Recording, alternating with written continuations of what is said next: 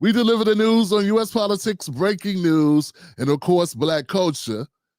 Not necessarily in that order. It depends on the news cycle and what we feel in that day, because we come on so often, man. We do shows 5 days a week. So, it depends on what's in the news cycle for that day and what we've uncovered. But you get it. You get it. Tonight's title, tonight's theme. Are black voters finally done with the Democrats? The numbers say it all. And boy, are the numbers talking, family. Yo, the numbers are. Woo. We got some stuff to talk about with them numbers, baby. And can I relax a little bit? I feel all buttoned up. There we go. Mrs. Blackley, don't you put that button down there, Tim, baby. Baby, why you got the buttons all unbuttoned? Where you going? Milk chocolate? What's happening? Say, it's hot. That's it. This is all. I'm just chilling. You know what I'm saying? Wow. Shout out to the people that have been contacting me. Tim Black, say, Tim Black, man, what's up with the ebook? People are still getting my ebooks, guys. Go to presidentialimpact.com to pick up my ebook that's free to the world, no cost. It tells you about how presidents get things done without going through Congress. I wrote it. I was inspired to write it because people were giving Joe Biden a pass. They were giving him a pass. It was like, well, Joe Biden can't do these things. What can he do? He doesn't have Congress. Jasmine Crockett said, Joy Reid said, Don Lemon said, Michael Steele said. I'm like, yo, let me do some research for y'all. In this ebook, I show you the ways that presidents get things done without going through Congress, sort of like the way Trump is doing it right now, how he's getting things done without going through Congress. He's going to end up in court on a lot of this stuff. But his base says, oh, okay, he's trying to get done what he said he was going to get done. You know what I'm saying? Because that's what he ran on. He ran on trying to get these things done. People that don't listen to him and can't, call him Hitler don't know. A lot of what he said he's doing, a lot of stuff he's doing is stuff he said he was going to do. He didn't say how he was going to do it. All right, so check it out. So go to presidentialimpact.com, get the free book. I also got another book about Kamala Harris. 8 Reasons. Kamala8reasons.com. Kamala8reasons.com. Or Kamala8reasons.com. I think it's Kamala. Yeah, it's Kamala. Damn, she been gone so long, man. I forgot how to say her name. I'm not even trying to be funny, y'all. I just forgot. I always put comma and then a lie because my daughter's, my second oldest daughter, my middle daughter, her name is La. We call her La. La. So comma and La. So when I smile, when I say Kamala, is that because I'm thinking about Kamala Harris? I'm thinking about my baby, okay? Y'all ready for it, man? Y'all ready to get into this, man? Are we cooking or what? Man? I was gonna look up the whole St. Patrick's Day. I was like, man, what? Am I okay to do this? Because I don't want a bunch of hoteps coming at me like Tim Black. Man, you just sold out all of Black America wearing green, man. You know what you're doing, brother? Like, brother, this is Green Day. You know what I'm saying? I ain't say go buy. I ain't gonna say go buy nothing. I ain't say go worship nothing. But you never know. It's always gonna be critics. And I don't care if it's critics. So sometimes I want to know what they're gonna be criticizing because, they don't care if you don't know something. They just go in. They go in on it like, oh, we gotta crucify. So actually Mrs. Black was who reminded me. She was like, baby, it's St. Patrick's Day. You know that green shirt you had? I had a money green shirt. That's my club days. I had a money green shirt, just money greened out. This shiny, this emerald green looking motherfucker. This and a vest too. It was all money green. I was looked like a big jolly green giant. That's what I look like. This jolly black giant wearing green. You guys ready for it, man? Let's get into some content, man. These people crazy. These people are crazy, Johnson. I ain't lying to you. All right, guys. Let's start the show, folks. Look, our goal tonight is 400 likes. We're going to up the ante at some point, but 400 sounds right because the only election we were at 500. So the fact that we're passing our 400 mark on most nights, that's dope, man. Yeah, no, hold on a second. I want to thank all the people that watch the Tim Black Show and share the Tim Black Show, people that support us, the members of the Tim Black Show, the VIPs. Give it up for my VIPs. Yeah, give it up for them, man. They are amazing, and thank you for having my back. We don't always agree, but I got your back whether you know it or not. We just got a different take on some of this stuff that's going on. My mission is clear, and I tell people every time. So, look, I'm trying to get black people out of the Democratic Party. I feel like us voting 90%, sometimes higher, every election for the Democrats, no matter who run it, is a mistake. And I think it's a bad bargaining chip for any people. And no other people in America do this. No other people in America do this except us. And I think it's unhelpful. Okay? So that's my mission, to get black people out of the burning building. Some of y'all call it a Democratic Party. It's a burning building to me. And now, it's not to tell you to go Republican. That's when people stop thinking. Nah, don't go Republican. Let's get out the burning house. Then we gonna decide what's best for us. I envision, right? This is my wish, right? I wish that black people, I wish that we could become free agents, where every election we just kind of look at what people are talking about and we say, okay, what's best for my community? What's best for my family? And that'll be the logical decision that we make. Now, it's going to be different for some of us, you know. Maybe for all of us, it'll be different. But that will be a cognizant choice. But as long as we go through life going, Hitler versus saints. As long as we go through life looking at Mussolini versus, the deliverance. Like, as long as you have those, that's the way you view the two parties, we ain't gonna never be able to do that. Latinos don't go Satan versus Jesus. They don't look at it like that, Asians don't look at, the bigots versus the bright spots of life. Yeah, they don't do that. Just us. And not only that, we demonize one another if any of us ever decide to do our own thing or go independent. And that counts for Green Party. That counts for any other party besides the Democratic Party. You could vote for the Truth and Justice Party, which was Cornel West's party. You could vote for the Green Party. You could vote for the Working Families Party.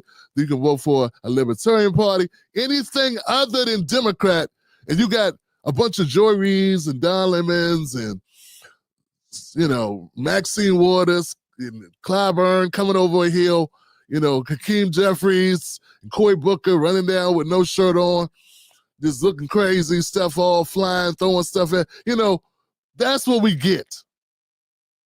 And on a low, and then they send the Roland Martins and the Angela Rye's and the chattering classes at us.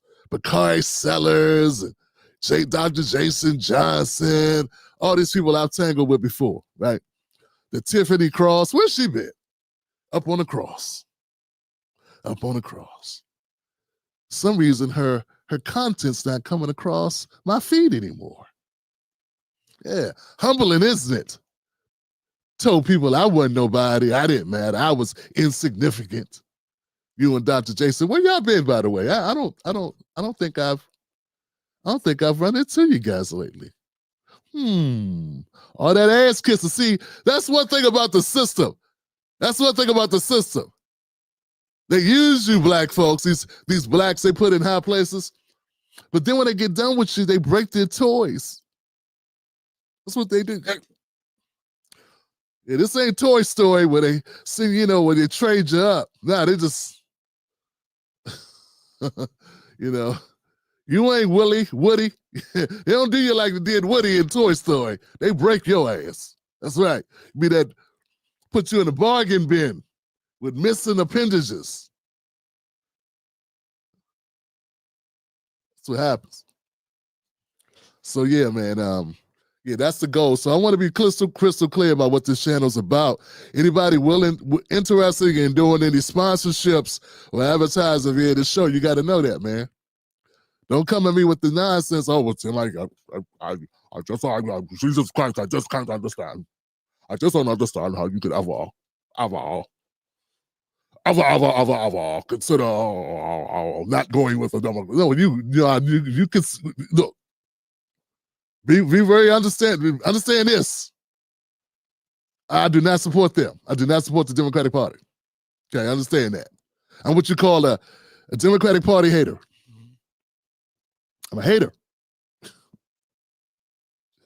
Yeah, and I'm gonna stay that way, guys. All right, so let's go, guys. Let's get cracking. Here we go. To kick things off in the spirit of making sure this show is doing what it's supposed to do. You know the deal. Independent black media stays unapologetic, raw, and real. Now you can wear the movement. From the 10 Black Wolf Pack to the Cornbread Collection. We got gear for the real ones. For men, women, even the little ones. No weak threads, no weak messages. Rep the truth. Rep the movement. Hit up 10blackpauls.com and grab yours today. Because cornbread ain't free. Wolfpack. Nah, it ain't free. Give it up for that. Next on deck with Tim Black. Spare, all I have to say, Democrats, call your office. You know, we're March Madness times. Terrible, terrible, terrible, to quote the great Charles Barkley. Let's start with the new polling that shows the Democratic Party has reached an all-time low. Democratic Party favorably. CNN SRS, look at this, 29%. NBC News, you want to go lower than that? How about 27%? Both are record lows. The lowest going back to 1992 in CNN polling, the lowest going back on record to 1990 in NBC News polling. The majority of Americans hold an unfavorable or negative view of the Democratic Party at this point. All I can say is I'm a big fan of the oldies, so I'm going to quote Chubby Checker. How low can you go? It is, Johnson.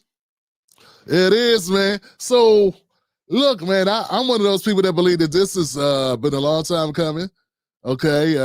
Once again, you know, the Democrats not good on, you know, introspection, looking at what they did. They're like that spouse that blame you for everything and never do anything wrong in their own eyes. Nothing, they never admit to anything. It's like, how'd I get with somebody who was perfect, but never is perfect? Yeah? That's what you call narcissists. And that's what the Democratic Party is. Right now, their numbers are worse than they've ever been since they've been polling. This is the worst they've ever been. You know, maybe if they would have been polling back when they lost the Civil War, maybe, you know, maybe the numbers was a little lower. I don't know. You know, when they was trying to keep us enslaved, that was the Democrats. You know that, right? Yeah. Low, but that was a headshot. That's not even a body blow. That's upstairs. That rings your bell, don't it, Democrats? Yeah, we gonna be historically accurate if we can help it. So the Democratic Party is polling so low that you can't get under it. To quote Parliament Funkadelic there, guy, very excitable guy. So the point is, the thing is like, what's going on with America? Why is America feeling like this? I guess the rest of America ain't nothing but a bunch of haters, right? I guess the rest of America, just to quote Jasmine Crockett, doesn't understand civics. Because 27%, that's it. 27 and CNN 29. That's pretty close. That's pretty close to being on the same accord. So what I'm trying to tell you is that the Democratic Party is in the garbage right now. And regardless of what they say, it's pathetic. And it also is the backdrop for all of the complaining that they're doing. And while they're running in all these different directions, trying to come up with an answer. Let's keep going. Nice. Well done. With that, what about congressional Democrats specifically? Yeah, what about congressional Democrats specifically? You think these numbers are low? How about this one? Holy Toledo. Voters' views of the Democrats in Congress among all voters disapprove, 68%. And look at the approved number, just 21%, even lower than the Democratic Party at large. This is the lowest on record for Democrats, according to Quinnipiac University polling. You think these numbers are bad? Let's go to this side of the screen. We'll look how Democratic voters feel. Get this. The plurality of Democratic voters disapprove of Democrats in Congress at 49%, and just 40% approve. Horrible, horrible, horrible. Oh, my goodness gracious, you just can't get worse than these numbers. That is bad, Johnson. You know, they're going to try to tell you and I. They've been trying to tell you and I that the problem is the people, the voters. Look, these numbers are coming from their own party, too. Yeah, we know America, you know, of the people that vote, we know that between Democrats and Republicans, you know, there's not going to be a lot of crossover, you know. But when you start looking at numbers within your own group, you know, we start looking at numbers within even your Democratic Party, and the numbers are atrocious. People dislike Congress more than they dislike the party. They dislike the people, the figureheads, more than they dislike the party. 21%. That's a sizable dip from 27. That means the individuals that we get to see on our TV screen that come on, if you don't like them, you know, I'll be criticizing the hell out of them. It ain't just me. Yeah, I'm a Democratic Party hater because I don't think it helps Black America because I'm an advocate for Black America. I don't think you can truly be an advocate for Black America and not have all the smoke in the world for the Democrats. I just don't get it. I don't see how you can do that because whether you focus on politics or not, something ain't working in this particular quadrant. You know what I'm saying? Everything over here just not, something ain't right. Because we've been voting for them almost entirely for the last 50 years. And look at where we are. And if you say, well, it ain't the Democrats' fault, that's a fault of white supremacy. That's a fault of, well, they're not helping then, are they? There's a saying that I heard when I was growing up, man. I could do bad all by myself. Yeah. That's when, so even if you want to say, no, Tim, you wrong, Tim, it's much worse being a Republican. How would you know? What are you comparing it to? All I'm doing is looking at where we at now and saying, we need to change this. Did you work for the Democrats?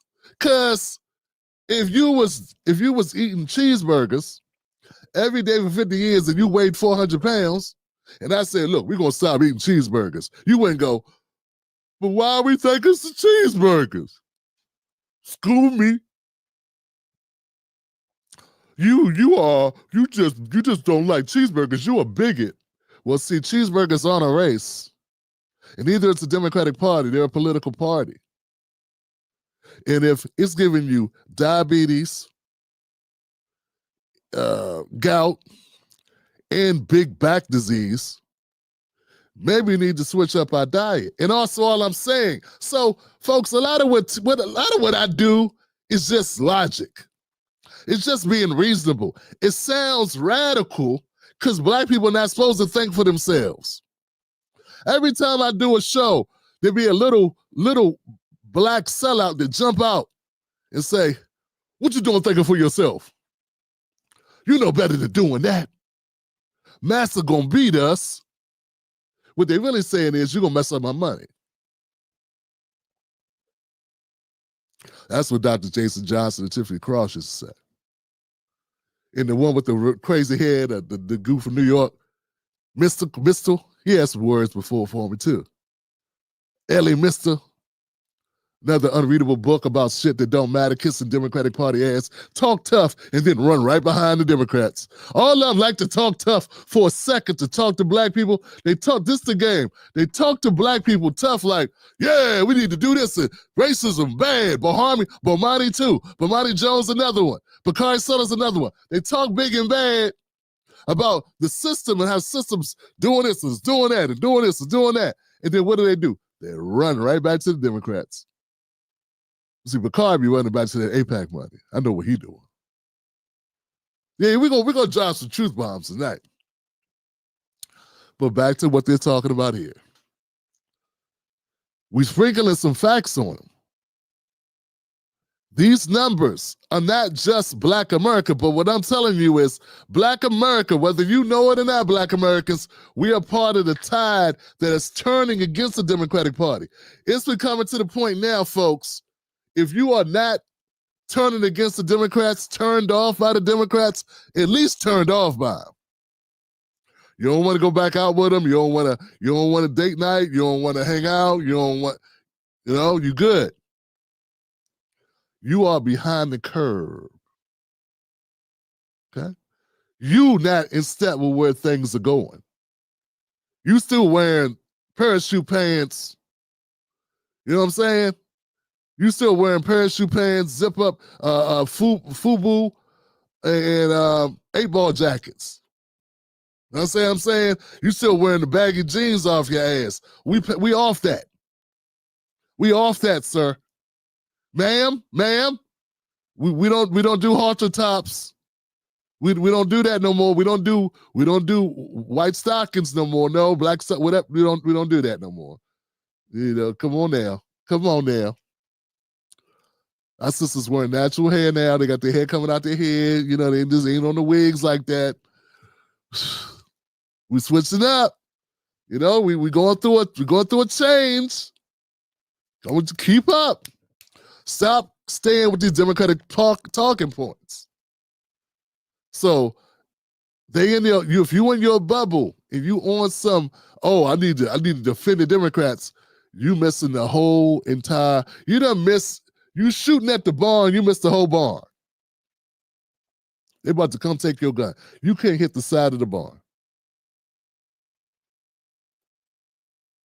And this is the number right here really driving all of this. If Democratic voters have turned on Democrats in Congress and the Democratic Party, that's what puts the numbers at historic lows. What is it they want to be seeing, these voters? What is going on? I'll tell you what's going on. They don't like what's coming out of some of those Senate Democrats like Chuck Schumer, because take a look at the direction of the party. Democratic voters on Democrats in Congress doing too little to oppose Donald Trump. Look at this, 77%.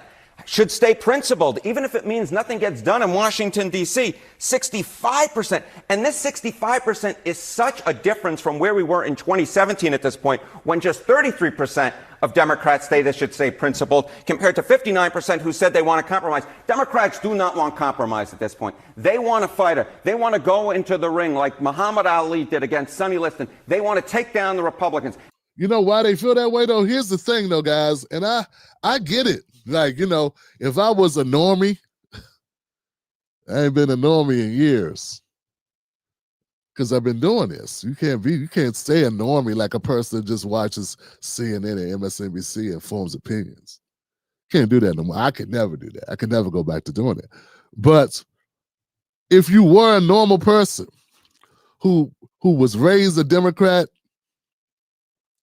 who, you know, under that pretense that Democrats are good for black people and good for people of color, whatever the hell that is. And people of color are people from other countries. That's what that is. we the foundational Black American. Get what I'm saying? But you would be under. I understand why you would come to that conclusion that you need the Democrats to fight Trump, because that's all you've been fed for the last 10 years, that Trump is the Antichrist. And if that's all you heard, is that now the Democrats are forced to try to fight this guy who just beat them in 2 elections. They outspent him at the election. Think about it. They outspent him. Hillary outspent him, and then Kamala outspent him. And still lost. And she lost even worse than Biden did. Even with all the negative content, and we're not even counting all the negative media that was covering Trump since 2015. That's 10 years of solid demonization, and it didn't help the Democratic Party. They end up losing 2 out of 3. And I firmly believe, that if it wasn't for the COVID-19 and the write-in ballots, I'm not saying they were all cheating, but I'm saying if it wasn't for those write-in ballots that favor Democrats, because every election, write-in ballots, Democrats always post more write-in ballots than Republicans. If it wasn't for that, I don't think Biden would have won at all. He wouldn't have been he never would have been president. And actually, that would have been better for the Democrats, because what has happened now, I believe, is the destruction of the Democrats is afoot. I see it over the horizon. It's very possible that the Democrats are done. The PR hit the Democrats have taken, I don't see a way out of it anytime soon. They're up here worried about midterms. You better be worried about 2028. Midterms are wash. So Democrats are telling Congress to fight. They can't fight. They're out of power. And the only way their attempts. So what the Democratic voters want are more symbolism. Because they've been lied to. They thinking that they're up against Hitler that's trying to destroy the country. That's trying to destroy the country and send it back. If you listen to The View, if you listen to some of these talking heads, you would think that Trump is trying to sell us to China or Russia. When there is no evidence to that at all. None. But that's what Rachel Maddow gets to do. She gets to lie. So now, because of the lying media, the corrupt media, the narrative that the media has painted at least over the last 8 years, in particular, because first Trump was a joke to them. Now they have to follow up with it, because now they created this mystical, all demonized, this boogeyman. And now you have created that scenario where you set yourself up. You set yourself up. You said this guy was outside the house, so Big Bad Wolf's outside the house, and he means to sell our kids, and he gonna do this, he gonna bring back slavery. Oh, they said everything you can imagine. We got Maxine Waters telling people Trump trying to make a civil war. He just got more black votes than any other Republican president in the last 30 years. And Maxine Waters said he's trying to start a civil war. That don't even make no damn sense. But, you sit at home afraid. Oh, my God, listen to what they're saying. Look what Trump is doing. Meanwhile, in reality, he's growing with the Latino vote. He grew with the Latino vote, he grew the black vote, and he grew the young people vote.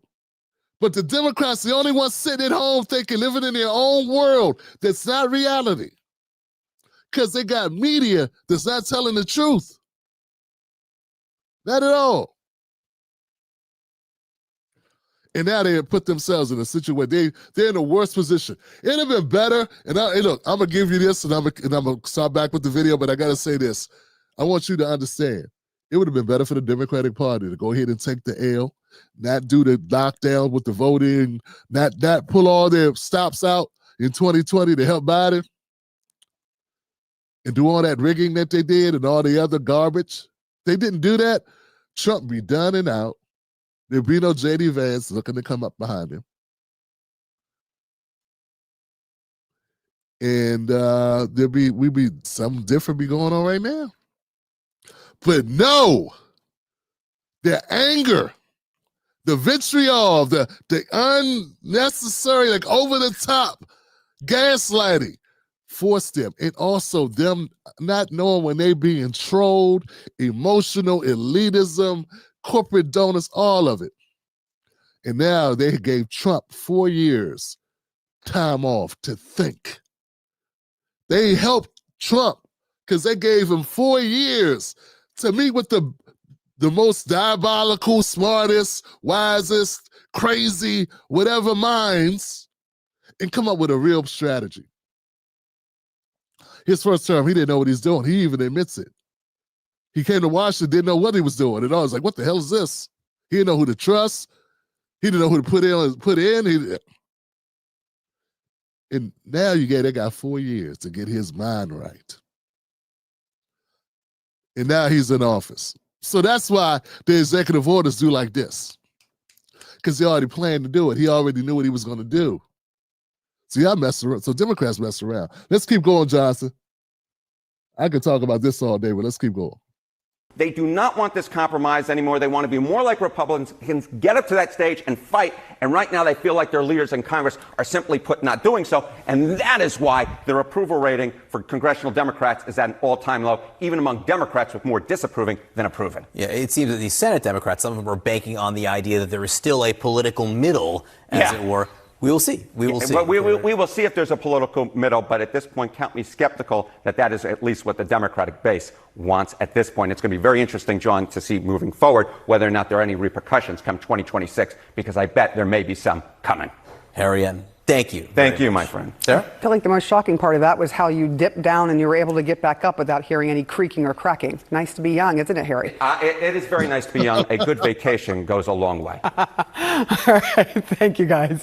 In popularity, the latest NBC News national poll finds that a majority of registered voters, 55%, have a negative view of the party, while 27%, just over a quarter of registered voters, have a positive view of the party. That's the party's lowest rating in NBC News polling dating back to 1990.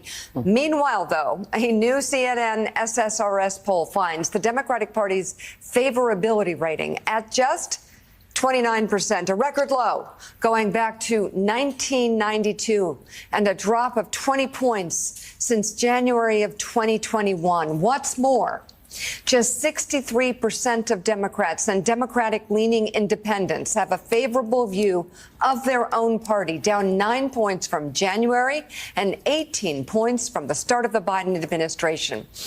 The Republican Party's favorability rating stands at 36%.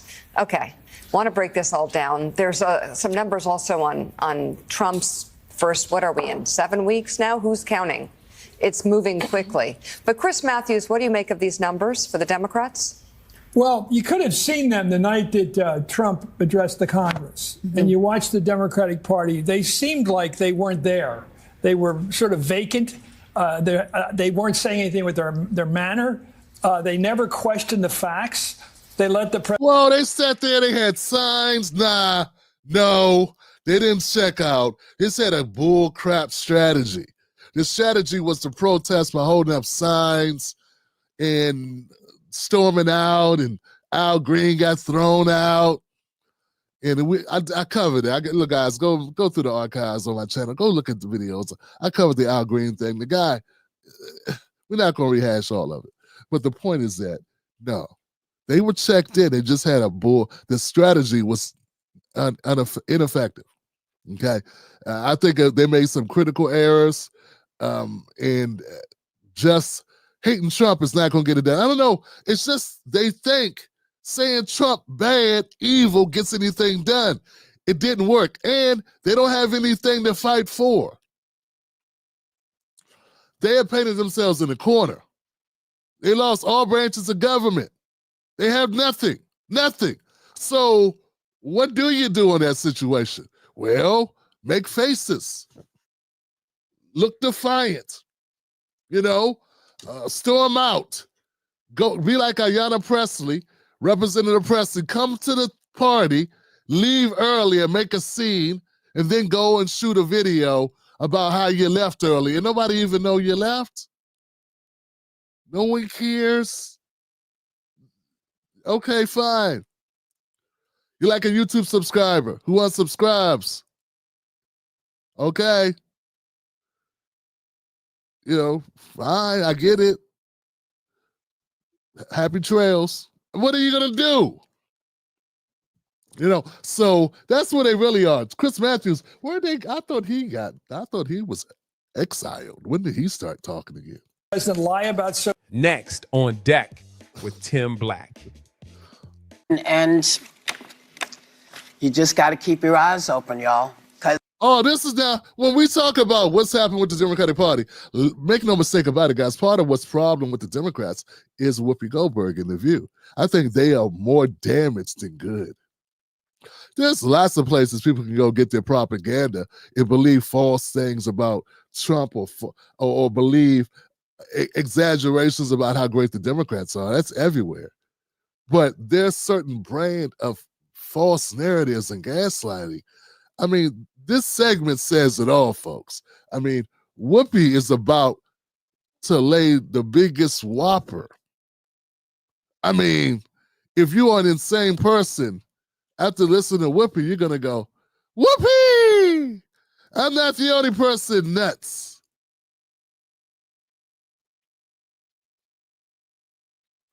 Yeah. If they can just come up and take somebody because they've made a decision that you're supposed to be that person, any one of us could find ourselves being deported to some country. Don't give them any ideas, girl. Well, listen, you know, it is very clear to me that if we don't continue to say, listen, I understand you want to clean out all the bad stuff. I get it. But why do you now have... Folks, what is Whoopi talking about?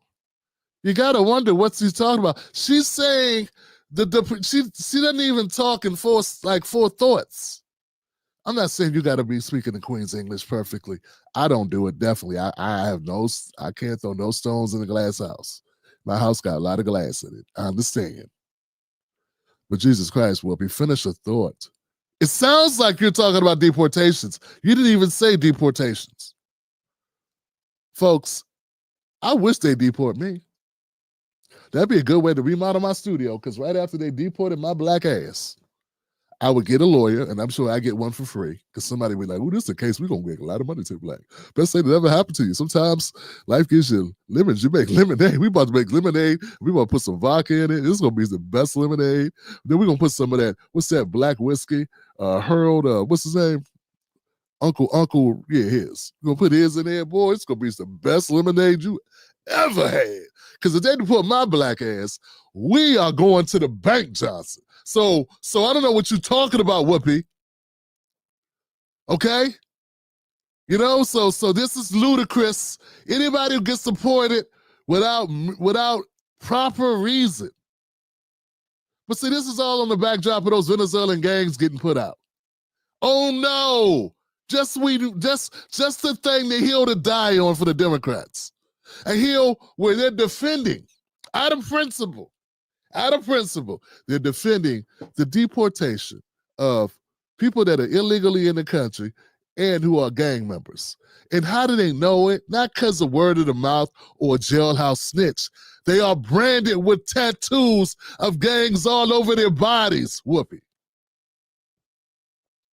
Those 238 El Sinagro, El Chapo, whatever they are. This Venezuelan gang that y'all convinced us these people didn't exist. And then I'm looking at 238 of them. Because you all was saying, all on corporate media was saying, Trump lying. Ain't no Venezuelan gangs in Ohio, in Springfield. Ain't no Venezuelan gangs in, different places in the country. That's all cap. And then 238 of them were put on a plane. And then the El Salvadorian president, Burkell, I think his name is, he's like, bring him. And we had to pay for that. We had to pay for him to take them back. So that's the hill the Democrats are willing to die on. That's what we're talking about. It didn't sound like that because she's paid millions of dollars to not say things that make sense and to say them in a way where she has to backtrack in her own statement and then run to another point. And everybody's looking at her like, Whoopi, please don't get us fired. We ain't trying to go out like Joy Reid, please. We ain't trying to go out like Tiffany Cross. Please, we ain't trying to go out like Don Lemon. Please. I don't know what happened to Lester Holt, but I don't know if it was a good thing or not, but please. Sonny's like, my husband's already I need the money to pay his bills. He in the biggest racketeering case in the history of New York. And you know that's a big racketeering case. And no one's talking about it. I covered it here. They ain't covered it. Let's keep going. Go ahead, Whoopi. Say more things that make the Democrats look dumb. To some country. Don't give them any ideas, there. girl. Well, listen, you know, it is very clear to me that if we don't continue to say, listen, I understand you want to clean out all the bad stuff. I get it. But why do you now have access to my personal information? I get what the things you're trying to do. I don't understand why you're taking my stuff, not my personally, but each and every one of you. And your constitutional rights of free speech. Which, you know, everybody says, you never let us say anything. We're, conservatives. And in fact, you're doing the same thing you are accusing. Whoopi just be making stuff up. I thought they had a cheat sheet or something. Somebody put a bug in there. I thought they had scripts. She needs to not go off script. Look, y'all, it's amazing that people be concerned about who got access to what data. Not in America, man. Not when you got Facebook. All the boomers on Facebook. Mark Zuckerberg knows more about you than Elon Musk. Okay? And I don't think Mark Zuckerberg has a clearance. Elon does. He's been working with the government for 20 years. He has a clearance. Now, I don't know to what level, but why would he go through you act like you John Doe. Look at John Doe's info. Like, no, it's numbers on a screen. In the past life, I was in technology. Just because you got access to files, I mean you read the files, Whoopi. It's millions of people in the United States. And also, when you do a query and you look up a person, they can find, it's evident in the system that you looked up that person. So there would be, like, I don't even know how you would make it look like you didn't look it up, because once you do a query, it's in the database and the query's there. So I know that's going too far, but my techie people know what I'm talking about. Okay. Anybody with a clearance has access. There's all types of people got access to your information, Whoopi, or our information. I had a clearance. I worked for a company that had a clearance as a government contractor as well. But when we start talking about social media, every little app that's tracking you knows a lot of stuff about you, Whoopi. Okay, so that itself is a dumb argument, considering the age in which we live in. Americans, by and large, decided a long time ago that they were more interested in convenience and cheap and not paying for stuff to trade their privacy for that. That's why you go on Facebook and X and YouTube without paying anything, because they're selling your information and they're using your information to bring advertisers to the platform. You know this. We all know how the internet works, right? Maybe we don't. But see, once again, Democrats don't know this stuff, and they think they're fighting for me. Not even thinking, hold on a second, we don't getting all that stuff taken. Why is it Alexa knows more? Alexa knows everything. Why is it you think of something you want, and the next day you wake up and see your Yahoo or your Gmail? Think. All right. Everyone else of doing. And you're doing it in a way we've never seen before, because very few people have kept you from speaking out. But this is where we are now. Well, we're right here now. And you see, I beat the music. I beat the music. Yeah, that's all you got to do when you totally blow an entire segment. When you, hey, look, hey, it's going to be somebody right with Tim Black while you pick it on Whoopi. Because if I talk about the white ladies, you don't care. And they're not talking. Let them say something dumb and I'll go in on them. We're not going to do that where look, she said it, okay? And there are black people that listen to Whoopi because she's a black woman who's been around for 40 years, 50 years.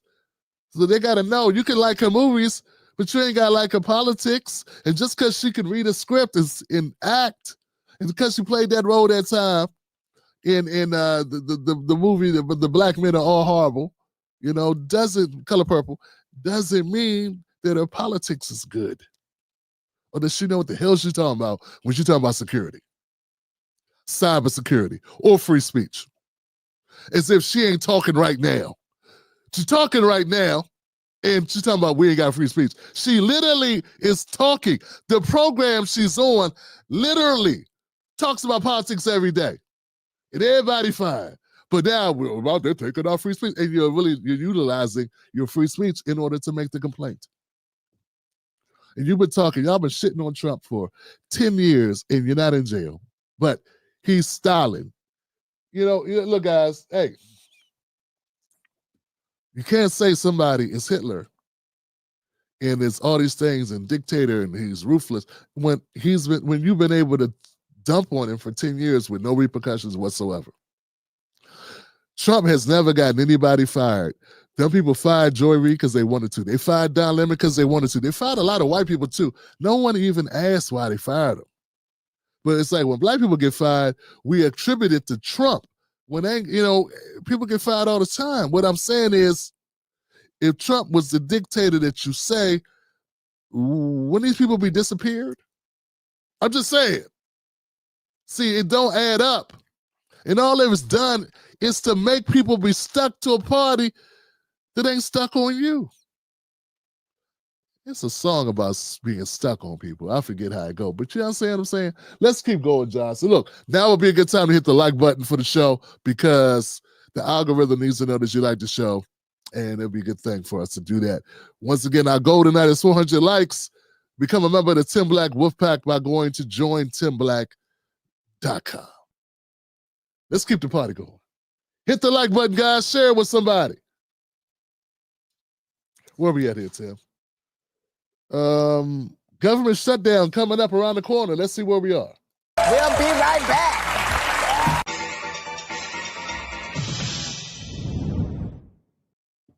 Next on deck with Tim Black. Pelosi actually wants senators to defy Schumer and shut the government down. Okay, now this is an important segment that Chris Cuomo put out about the government shutdown. And I think it's required viewing because there are people who don't know what the shutdown was about. And this video is only a couple minutes long. I'm not even going to play the whole video. I'm going to play the majority of it. It's a snippet from his News Nation show. Out of respect, we use people content. We big him up. He makes a lot of points here. Points you can look up and verify. The Democratic Party is out of power and they're desperate. In this whole opposition to the government spending, the CR, the continuing financing of the government, all of that. Listen to Chris Cuomo tell you. Sometimes, they think the white man's ice is colder. But he's going to give you some specifics, and then I'm going to give you some. Maybe you need to hear it from Chris Cuomo, not me. Pelosi's statement is proof of the problem. Trump and Musk have offered the Congress a false choice between a government shutdown or a blank check.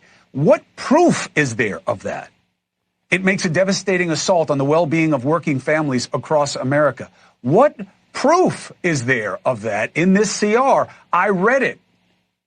America has experienced a Trump shutdown before, but this damaging legislation only makes matters worse. How?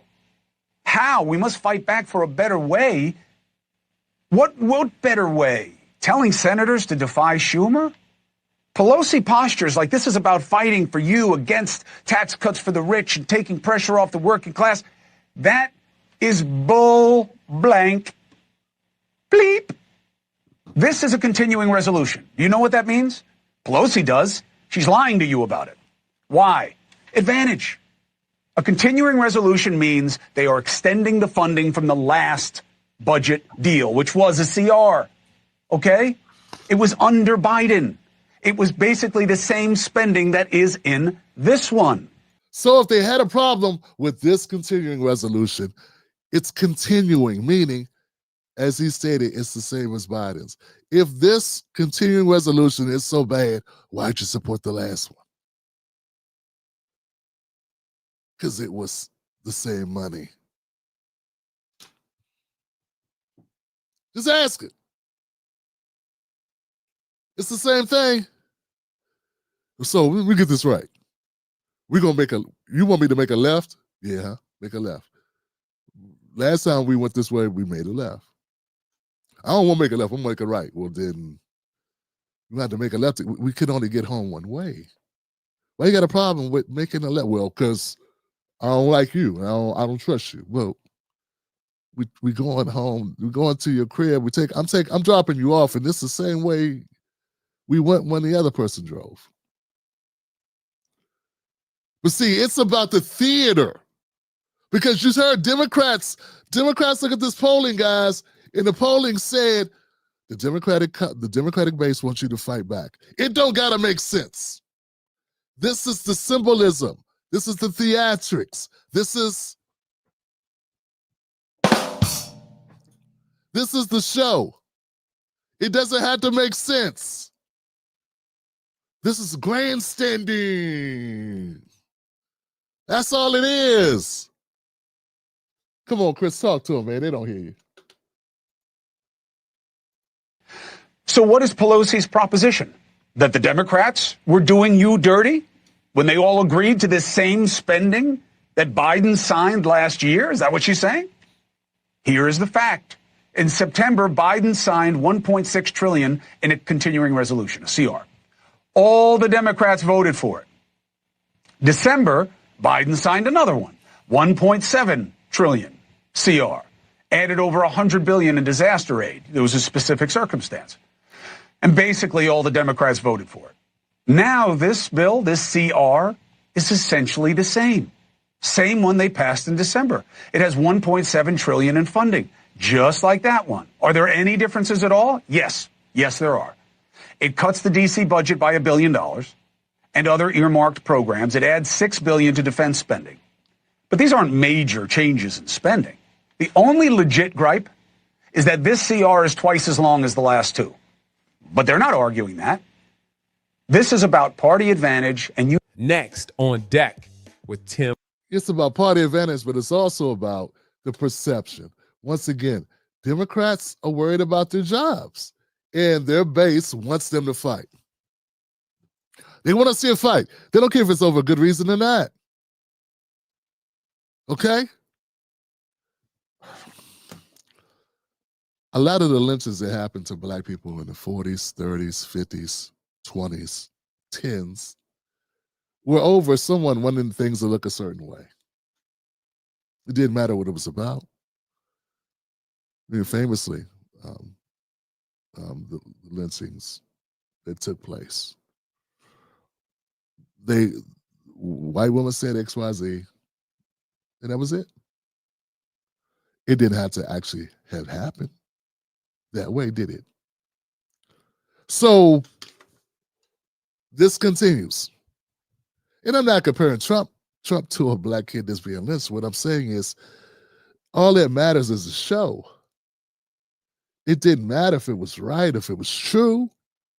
And people got all upset, all angry. It was an excuse. It was giving people an excuse to do what they already wanted to do, which is fight.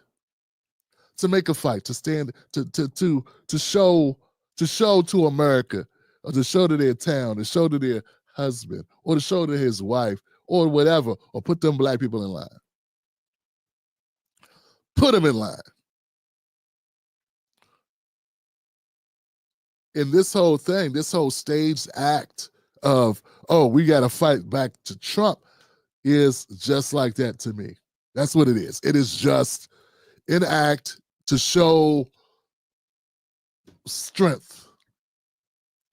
But see, real strength would have been actually exciting your base, actually getting people to come out because of your policies, not because Kamala Harris was a woman, not because she is a Jamaican and Asian and Indian descent and ends up being brown skinned, but for the real policy, and not letting Biden sitting away for 3.5 years with a border wide open, wider than the Gulf of Mexico or the Gulf of America, whatever you want to call it. I don't care what we call it. I really don't. So that's really where we are. And, you know, it's sad that corporate media won't tell the truth on this. I bet you Cuomo wouldn't even been able to say that on CNN. He could say it on News Nation because that's an independent entity that's not controlled and have all the concerns CNN has. Have you heard CNN broadcasters say this? What Chris Cuomo did? Because it suits them. It's important that there still be a viable party over there fighting against the other party. But are they really viable, though? Once again, they've been selling Black America. Black America, they've been selling you on this idea that the Democrats are fighting for you, but maybe they're not. Maybe they're not. And maybe all this is a show. Maybe. Is it possible? Is it possible that they're just putting on a demonstration? Maybe this is an exercise. What have they really said about the shutdown? What did they really say? Did they get into specifics of what was going on and why they needed to cause a shutdown? Other than to spite Trump. And Trump is Hitler. Yeah, we heard you the first 100 times. What is it about this resolution that's going to be so bad and detrimental to people that you would shut down the government? Ain't you been complaining about the government, people's jobs? Now you're going to take all the jobs away from everybody in the government? For how long are you going to do this? Into what end? It don't make sense, Johnson. Let's keep going, fam. Let's keep going. This is about party advantage, and you. Next on deck with Tim Black. What do you think of the job Democratic leaders are doing, not just Senate Democratic leaders, but also Hakeem Jeffries, the Democratic leader in the House, your fellow New Yorker, in terms of standing up to Trump? Well, when we look at this vote around this government funding bill that we saw this week, Leader Hakeem Jeffries was able to keep the entire House Democratic caucus united and together. Except for Jared Golden. Right. Except Every single House Democrat, including every single House Democrat who won a Trump district, except for one out of over 200, voted against this deeply partisan, extreme Republican spending bill. Not just because they're Democrats, but because they know it's bad for the country. Mm-hmm. You sure it wasn't to do with those polling numbers that we've seen? It's very clear that your Democratic base wants you to fight Trump because you built him up to be the tsunami. And they want you to board up the houses. It makes sense. I'm not even blaming your base for wanting it. If someone told me bad things about somebody for 10 years, and I didn't have time to go like meet them or to look up other stuff, I'm in a privileged position. I do this for a living. So I get up every day and I fact check stuff you say. I fact check the left, the right, the middle. I'm looking at different sources. You know, I was reading Ground News, which compares what's being said about a particular issue on the left and on the right in the middle. You can get all that at groundnews.com. They used to sponsor me, but most people weren't interested enough to make sense on my channel. That's another conversation. The point is this. Why can't Jake Tapper have the stones to say, hey, you guys wanting to do the shutdown wouldn't have anything to do with your base wanting you to do something to stop Trump, something that shows that you're serious? That wouldn't have anything to do with it, because that's what it looks like. It looks like Hakeem was like, yo, to keep my seat, my people want me to fight Trump. If this is one way you fight him, it's going to look like he won. So we need to fight him, regardless of what it means, regardless if it makes sense, regardless if we win or not. But we need to put on a show. And Chuck Schumer felt differently. That's how it looks. This bill is bad for the country. And so I think that... That's easy to say. Say how it's bad. Why can't we go one level deeper and say, okay, I hear you.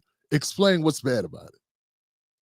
What's bad in the bill compared to the last CR that we just passed in January? What's different? And let's get into the numbers. Why can't you ask that, Jake? She's sitting right there, showboating. I'm telling you, her and Crockett, they're the future of the Democratic Party. And they both do this. No specifics. Just emotion. Just, I do that. But I have numbers. They don't. In terms of Democratic leadership in the House, we've seen that result in the House. I think it's time that we see similar results in the Senate. Next on deck. There was nothing there, Johnson. I don't get it. Like, the Democratic Party, like I said, the face of the Democratic Party is being touted as being Jasmine Crockett and Alexandria Ocasio-Cortez.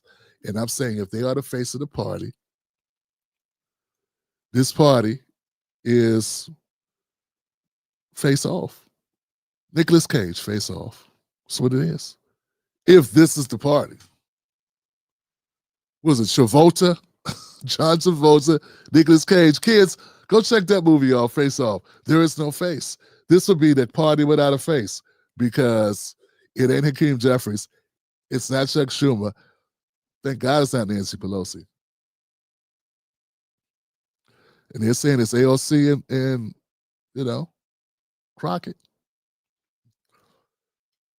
Bunch of word salad. Let's keep going. Except for one out of over 200 voted against this deeply partisan, extreme Republican spending bill. Not just because they're Democrats, but because they know it's bad for the country. Mm-hmm. This bill is... Yeah, she knows that's why they voted, not because they're Democrats. That kind of tipped her hand a little bit, didn't it? Because Jake didn't say that. He didn't ask that. Why'd you have to knock that thought down? Because that's the truth.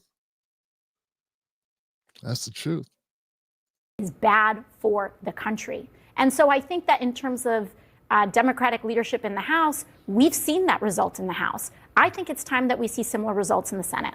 Next on deck with Tim Black. Listen, Cornell, you could argue this. The Democratic Party doesn't have anywhere else to go but up at this point. Republicans still have more down. Here goes the question, guys. Let me pose this question before we go to this segment. This is important. Can AOC and Crockett say the Democratic Party? Be honest. Do they have a shot? Do they have a shot at saving this party? Because I believe the party is toast. To quote a famous line from Bruce Willis, Die Hard, brother was sitting in there, techie guy was sitting there behind the computer systems. He had just blown up a tank, or used a tank to blow up a helicopter with FBI agents on it. And he said, the quarterback is toast. The Democratic Party is toast at this point, and I believe there will be no saving of them, at least not by these two. If it does, it'll take Trump dropping the ball. It'll take Trump with unforced errors, frankly. Trump pettiness, unforced errors, overreach.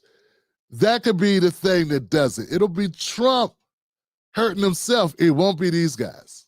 It'll be him with no trigger discipline, right? That makes his numbers go down and puts him in situations. Okay?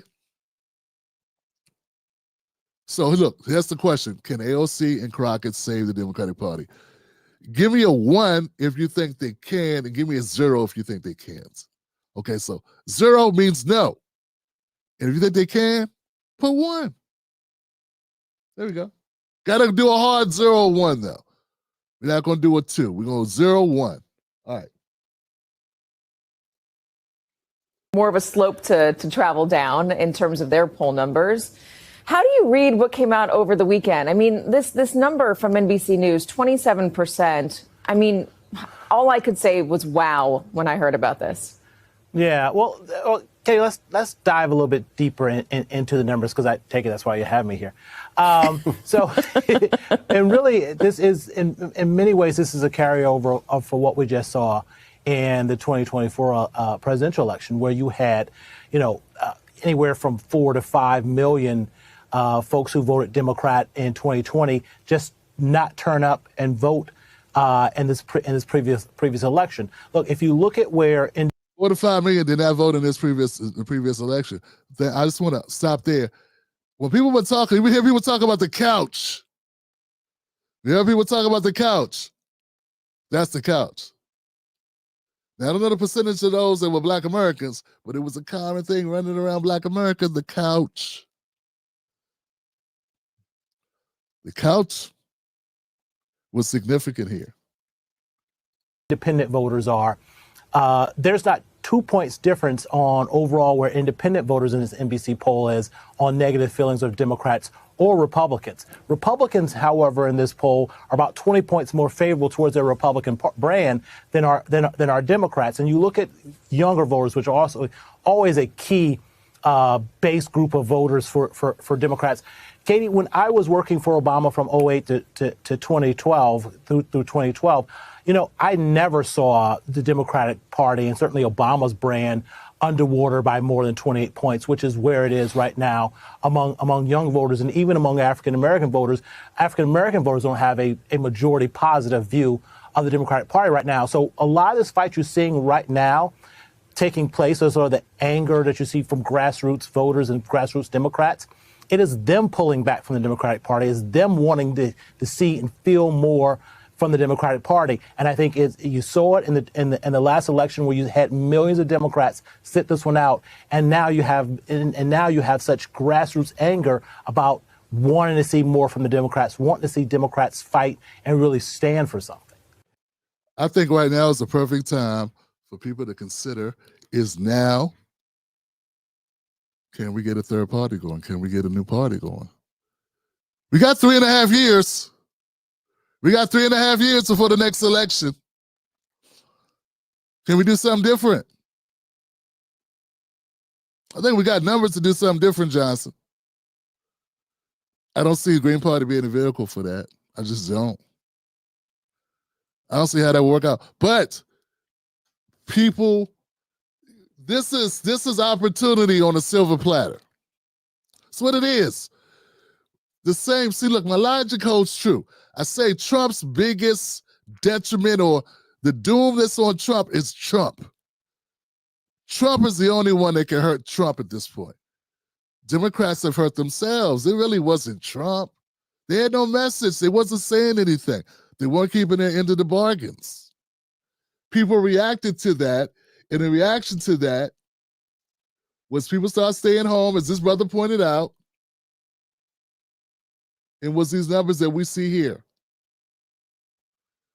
Trump didn't make those numbers happen. He didn't do anything that hurt. Trump did not take Biden to court and try to lock him up and then get to call him a felon for 4 years. Okay? Nothing externally happened to Biden. He went in different jurisdictions, New York, Chicago, like Philadelphia, whatever. These are the different lawsuits he was fighting. That was DOJ, Department of Justice support. Those are, those Fani Willis, and the other guy, Alvin Bragg, all this stuff. Georgia. Think about that. So Democrats did this to themselves. As much as they want to demonize MAGA and demonize Trump and demonize independent voters like me, demonize Dr. Cornel West, demonize Dr. Jill Stein, demonize RFK Jr., Marianne Williamson, Claudia De La Cruz, yeah, I remember you, sister. Demonize uprisings, demonize Palestinian protesters, demonize Bill Lim, though I criticize them too, with that money head dog. All those things. But that ain't what did it, though. That's not the culprit. The culprit is the Democratic Party. We're always more detrimental to ourselves than any opponent.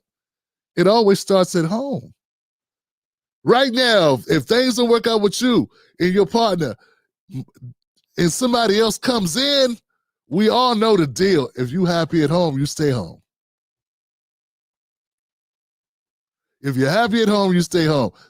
You're not happy at home. So that's what's happened with the Democrats. And we got people, even worse than that, they're not even finding anybody else to go to. It's not like everybody who left the Democrats ran to the Republicans. They just went and got their own crib. They started off in a one-bedroom or in efficiency. Some of them went to a border. Some people left the Democratic Party. They moved out. They left her, And they just said, I'm gonna go stay I'm gonna stay in a camper house. I'm gonna go, I'm gonna rent a hotel. I gotta get the hell out of there. I gotta keep my sanity. Okay, it's because hey. So what I'm saying is, it's very evident right now is an opportunity for something else, because once again, they did this to themselves. They got all the money on the consultants. They got all the coke. They got all the donors.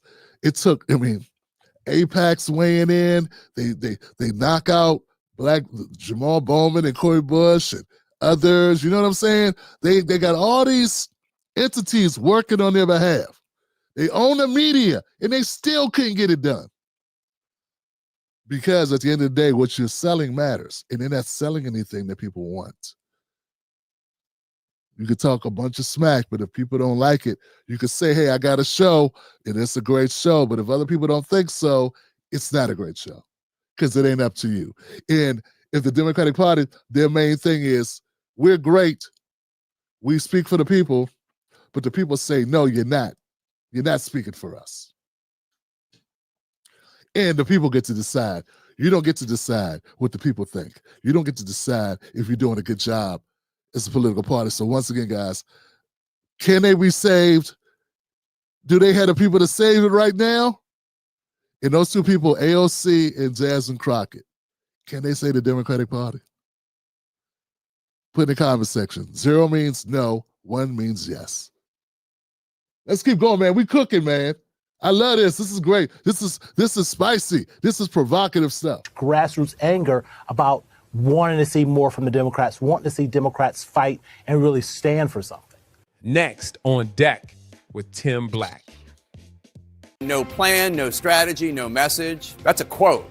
That's how a Democratic lawmaker was describing the Democratic Senate vote with Republicans this weekend to fund the government with a Republican funding bill, averting a government shutdown, but there was virtually no fight and nothing achieved for Democratic priorities. This comes as our brand new CNN poll this morning shows that the Democratic Party's favorability is at an all-time low in this CNN poll. It's just 29% approval. That's a 20-point drop since 2021. Joining us now is a Congresswoman from Texas, Jasmine Crockett. Congresswoman, thanks so much for joining us. Appreciate you squeezing us in before you go to church. This has been a rough 72 hours for Democrats. I want to play some of what Democratic Senate Leader Schumer told me on The Lead on Friday about his decision to vote with the Republicans to fund the government. Take a listen. A government shutdown gives Donald Trump, Elon Musk, and Doge almost complete power as to what to close down, because they can decide what is an essential service. If they determine that SNAP, kids shouldn't get food, is not essential, they can just cut it out summarily. They could fire half the workers in the federal government. It would have been a far worse consequence. So he's saying that the path that House Democrats wanted would have presented a worse consequence. Is he wrong? He's absolutely wrong. I mean, look at the reality of the votes, right? I understand that the American people are frustrated. Please believe many of us did not sleep because we were calling and trying to impress upon the senators the importance of pushing back in this moment. And as you saw, we had all but one Democrat in the House that voted for this. So that's 212 Democrats in the House. And then you had the vast majority of senators. Now, answer the question. Could Trump had taken away SNAP benefits and fired half the government if you guys would have been successful in shutting down the government? Jake, make her answer the damn question. That's an important question. I'm not hearing anybody talk about that. You pose it, and then you're going to move off of it and let her word solid. We don't care about you calling people in the middle of the night. Is it true? Vote for it or vote against it as well. And so the idea that Chuck Schumer is the only one that's got a brain in the room and the only one that can think through all of the pros and cons is absolutely ridiculous. And Jake, you and I both know that this administration could care less about whether or not they violate the law. We know. Look at that. She didn't answer the question. No answer to the question. My other person picking this up. You know, man, I swear, man, when I'm talking about how horrible I think that Jasmine Crockett is at staying on point, and that, she can talk, but somebody who has weeding. I done covered everybody. Cory Booker, of course, Kamala Harris, Amy Klobuchar. These are great word salad people. Obama was great at word salad, much better than her. I had to learn how to weave through this stuff, guys. She didn't answer the question. And now she's she's introduced 2 other topics to run down those streets when we were on Main Avenue. And that was an important question to get. The bottom line is there was nothing to gain except sentiment, favorable sentiment from their voting base, which is important to them. I get that. But the other side of it is there was nothing to win here. And they would have lost, they could have potentially lost a lot more. It's throwing the baby out with the bathwater.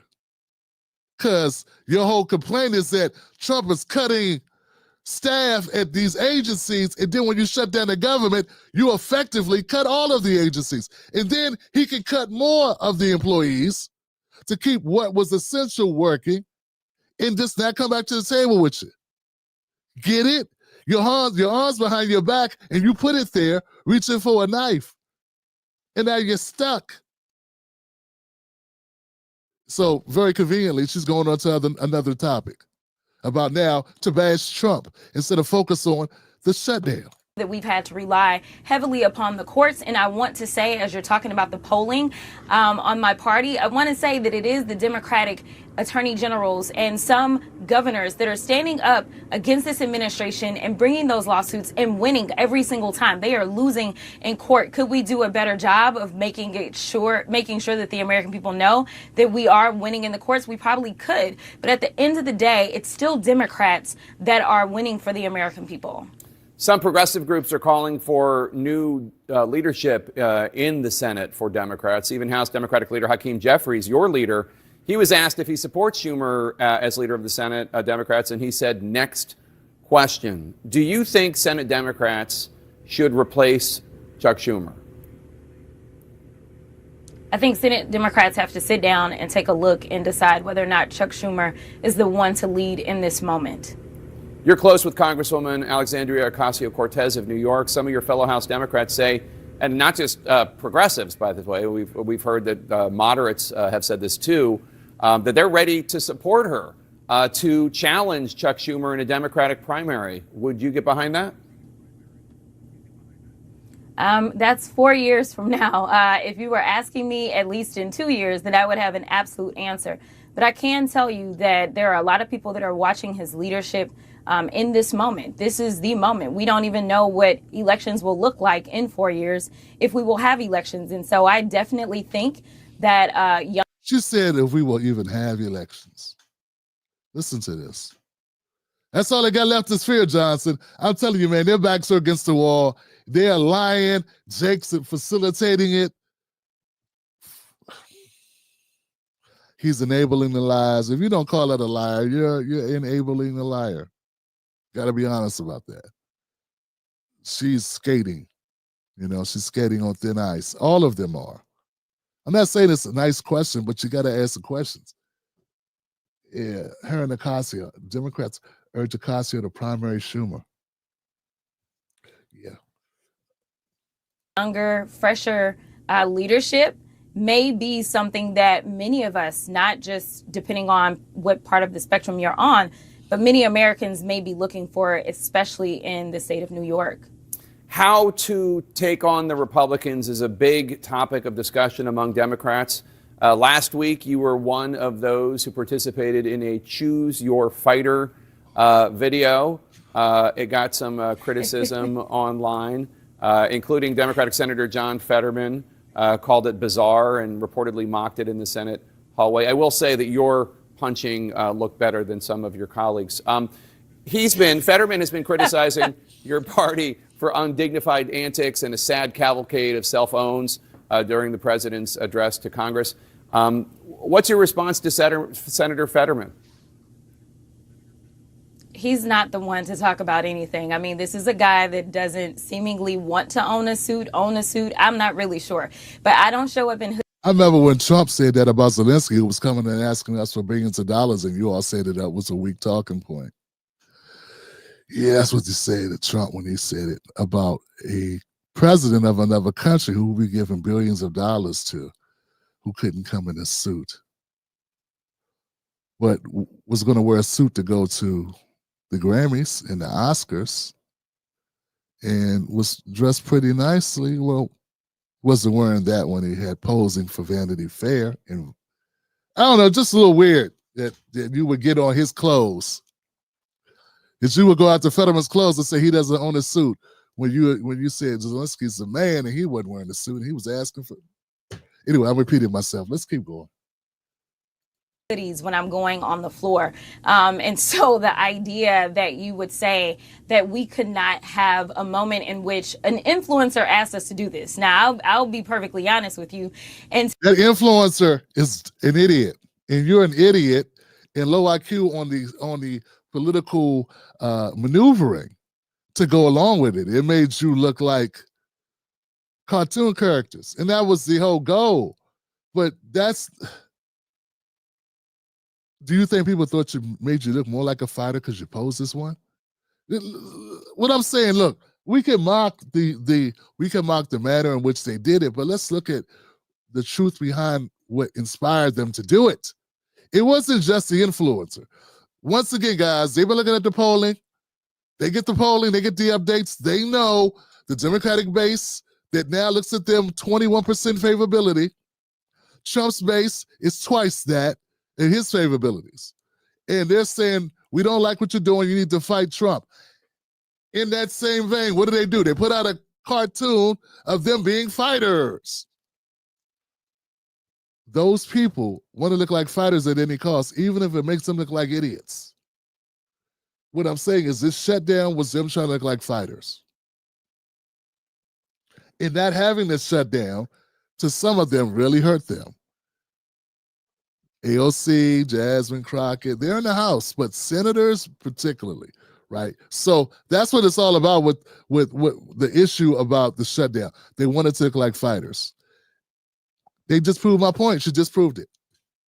That's why they did the goofy commercial, the goofy spot, and then bragged about how many views it got.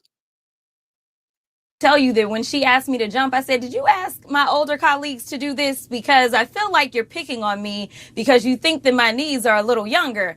And I did not know who all was in this particular trend whatsoever. And I think that it is important that people see that we're real people. And even if that means that they're... Oh, you mean, so let me get this right. What about all the content, like when you were calling, you said Trump was Putin's hoe? You know what I'm saying? When you say Marjorie Taylor Greene is a badly built bee, and didn't make T-shirts. We didn't know you were a real person then. When you were saying, "Come on, y'all, I'm tired, y'all got me too fit to be tired, y'all." I mean, all these videos you put out. There was even one where you dropped the MF. I dropped the MF, and I got people that haven't voted for me for anything, who write me and put comments all over my YouTube. Oh, Tim, I'm a Christian. I can't have you talking this way. It's vulgar. She a congressperson. She did it. I covered it. And now she's saying, maybe you're picking on me because you think I want to look younger. Nah, you've been doing it. I was saying you want to be normalizing. Nah, Jasmine Crockett, you've been normalized enough. What you're doing is cosplaying like you are Sexy Red. And that's not why them Latinos, when you're in a Latino predominant district, they didn't pick you because you were Sexy Red. Where's the privileged girl who went to the $35,000 a year prep school and then went to the $55,000 a year Rutgers University? Where's that woman at? Why are you cosplaying like you Cardi B's black friend? It don't make sense. So what I'm saying, guys, I think they're vulnerable. I still want to know what y'all think about the numbers of 0 to 1 to vote. Can AOC and Jasmine Crockett say to Democrats, this is exactly what I'm talking about, y'all. This is what I'm talking about. 43 years old, grown-ups. AOC's a little bit younger. Who acts more mature? I don't know. But at the end of the day, what are y'all standing on? What laws are you passing, Jasmine Crockett? AOC too. What legislation are they presenting? What are they doing? This is stuff I talk for a living, right? I produce commentary, media content. That's my job.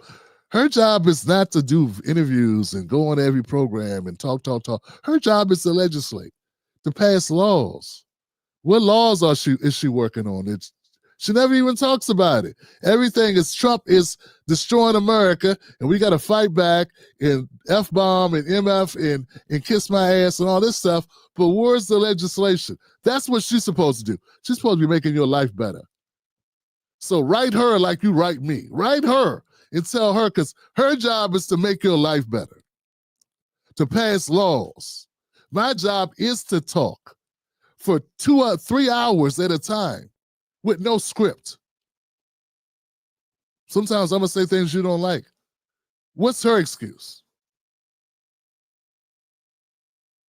There's a moment to laugh. That's okay, especially since it seems like we're doing more crying than anything. But just know that we were not on the House floor jumping around at all, whereas Senator Fetterman is consistently walking You weren't on the House floor fighting either. around the Senate chamber, and he is walking around in such a way that they literally had to change the rules in the Senate so that he could walk around that way. So I just don't think that he's necessarily the one to actually have an. What the heck is she? I was just talking about John Fetterman. Okay. She's talking about his clothes again. Jake looks like Jake looks like something smelled very bad. What are we even talking about? What are we on here, guys? I don't get it. Then this segment became all about John Fetterman. Oh, Jake,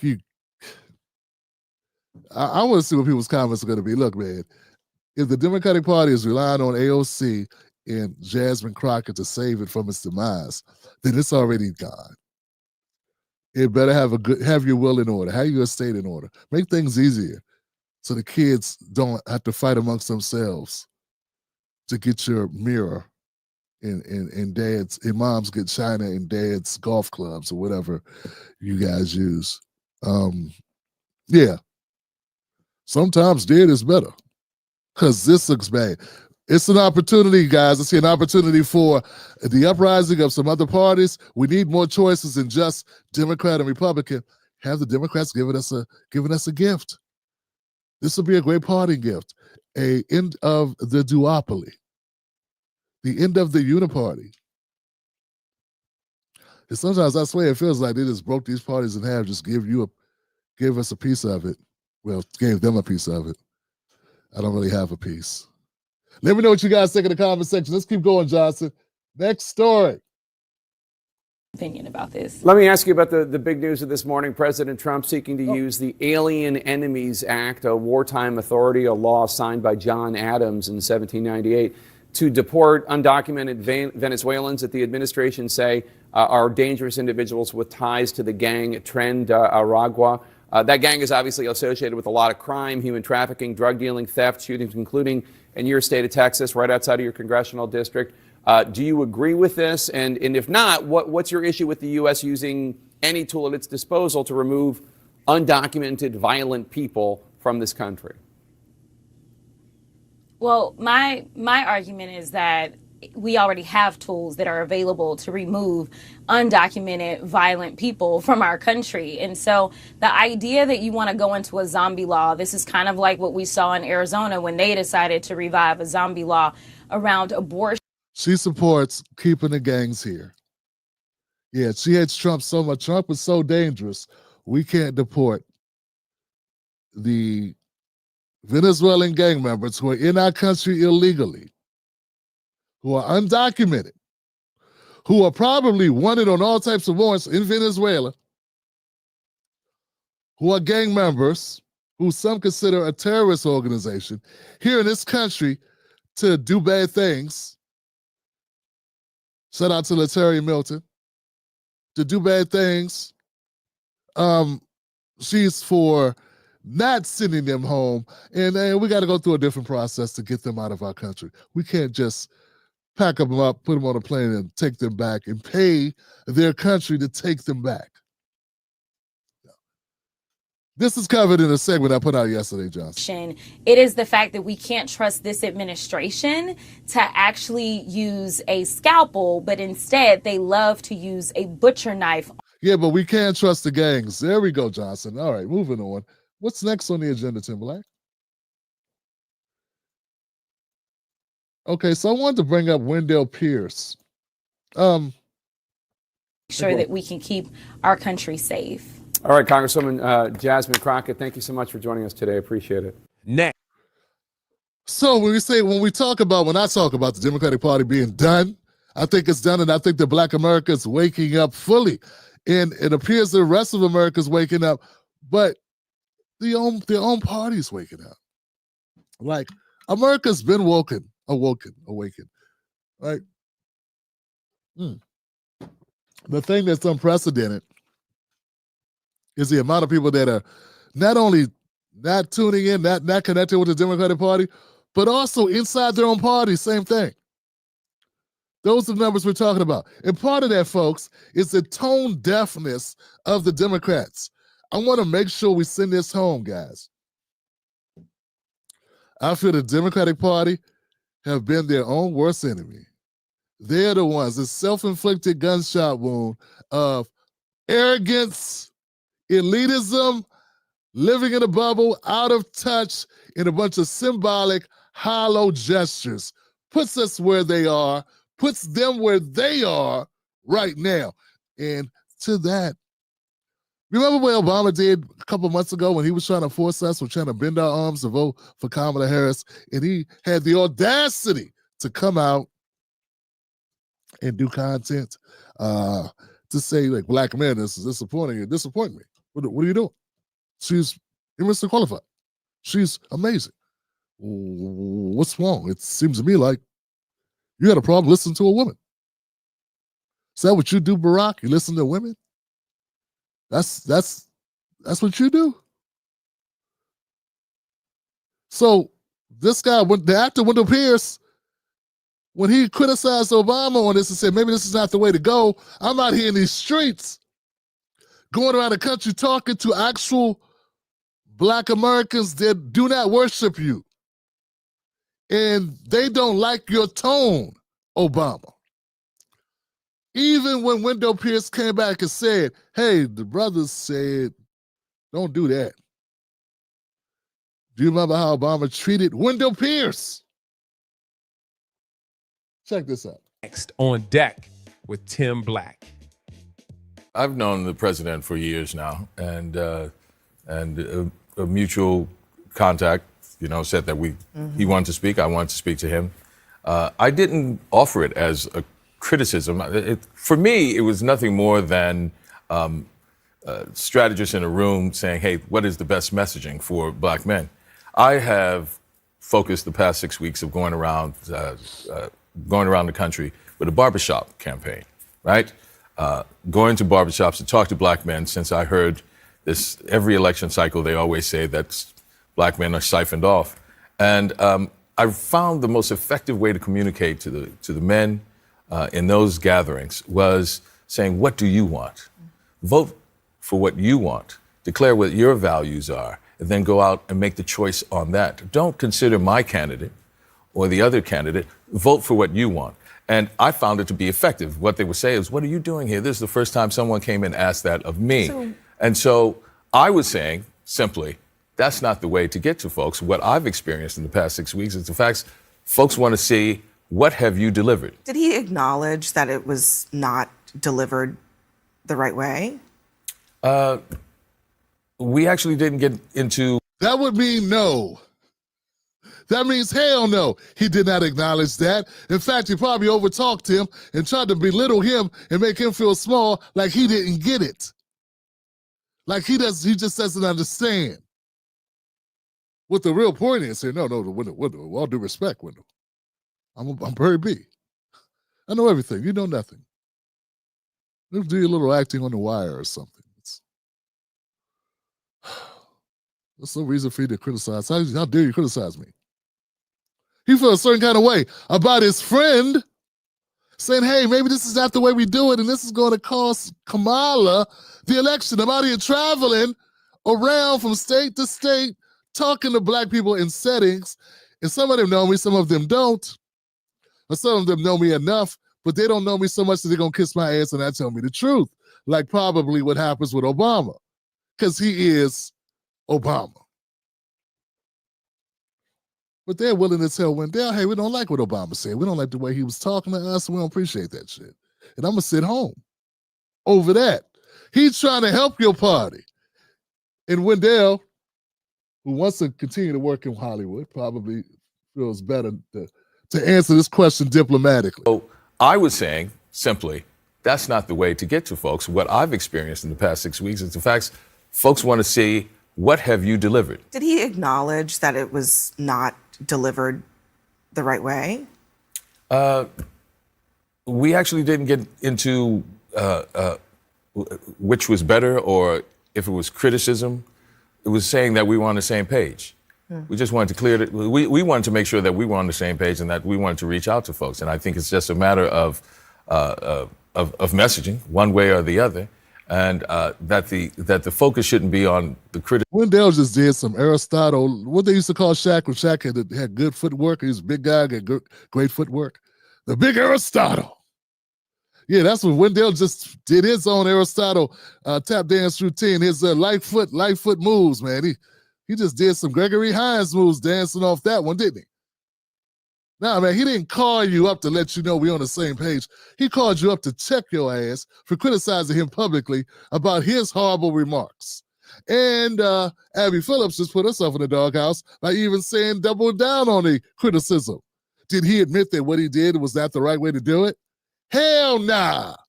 The truth is always a very short answer.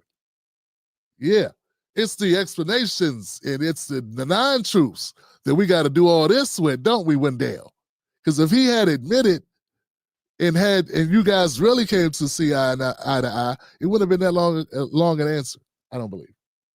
And I'm just playing this for anybody to benefit the audience and anybody who didn't have an opportunity to witness this yet. I don't think everyone knows that this is the attitude of the Democrats. Obama, damn sure ain't gonna listen to black voters. He won't even listen to his black friends who are stars, who are working on the campaign he endorsed and supported. He won't even take advice from Wendell Pierce. He give a damn about what Tim Black says, because every once in a while we got people to think, oh God, Tim, don't say that, this is totally wrong. Like as if they listen to us. They listen to the money. Barack Obama would not even listen to Wendell Pierce, his friend, who he's been friendly with for years,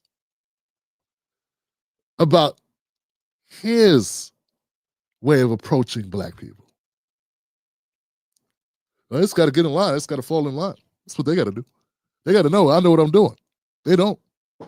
I'm the savior. I'm the guy.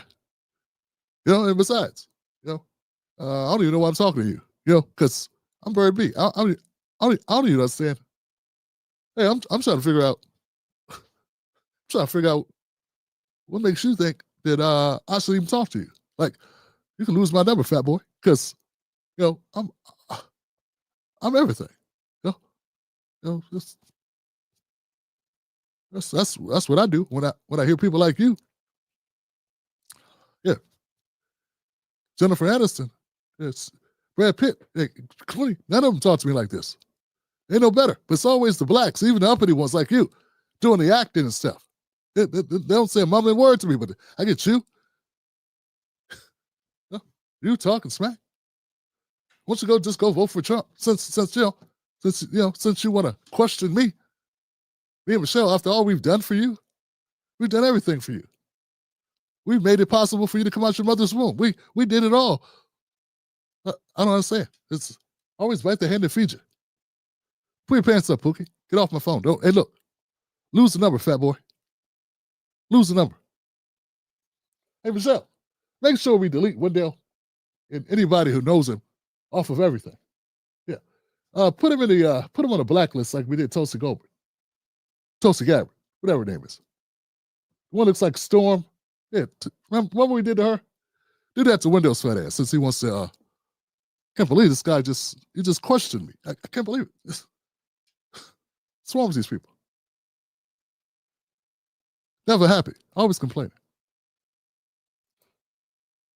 Criticism, or what is perceived as criticism, or what is perceived as the right way or the wrong way to get to black men is the first thing is to approach and engage black men, accept the challenge, and get out the vote. I mean, Coleman, we had you on last week when this happened. You were critical of it then. Yeah. And you probably believe, I assume. Yeah, Coleman will quit. Of course, this guy. Oh, now we're going to go to him. That's what we're doing, Abby. Abby. Hey, Michelle, look at this. Abby's asking this guy who was dancing butt naked or in his underwear on a train in New York 3 years ago. Back when I was president, he was dancing on the train in his tighty whities. Now he's criticizing the first black. Come on, man. This can't be true. I'm not going to subject myself to listening to this guy.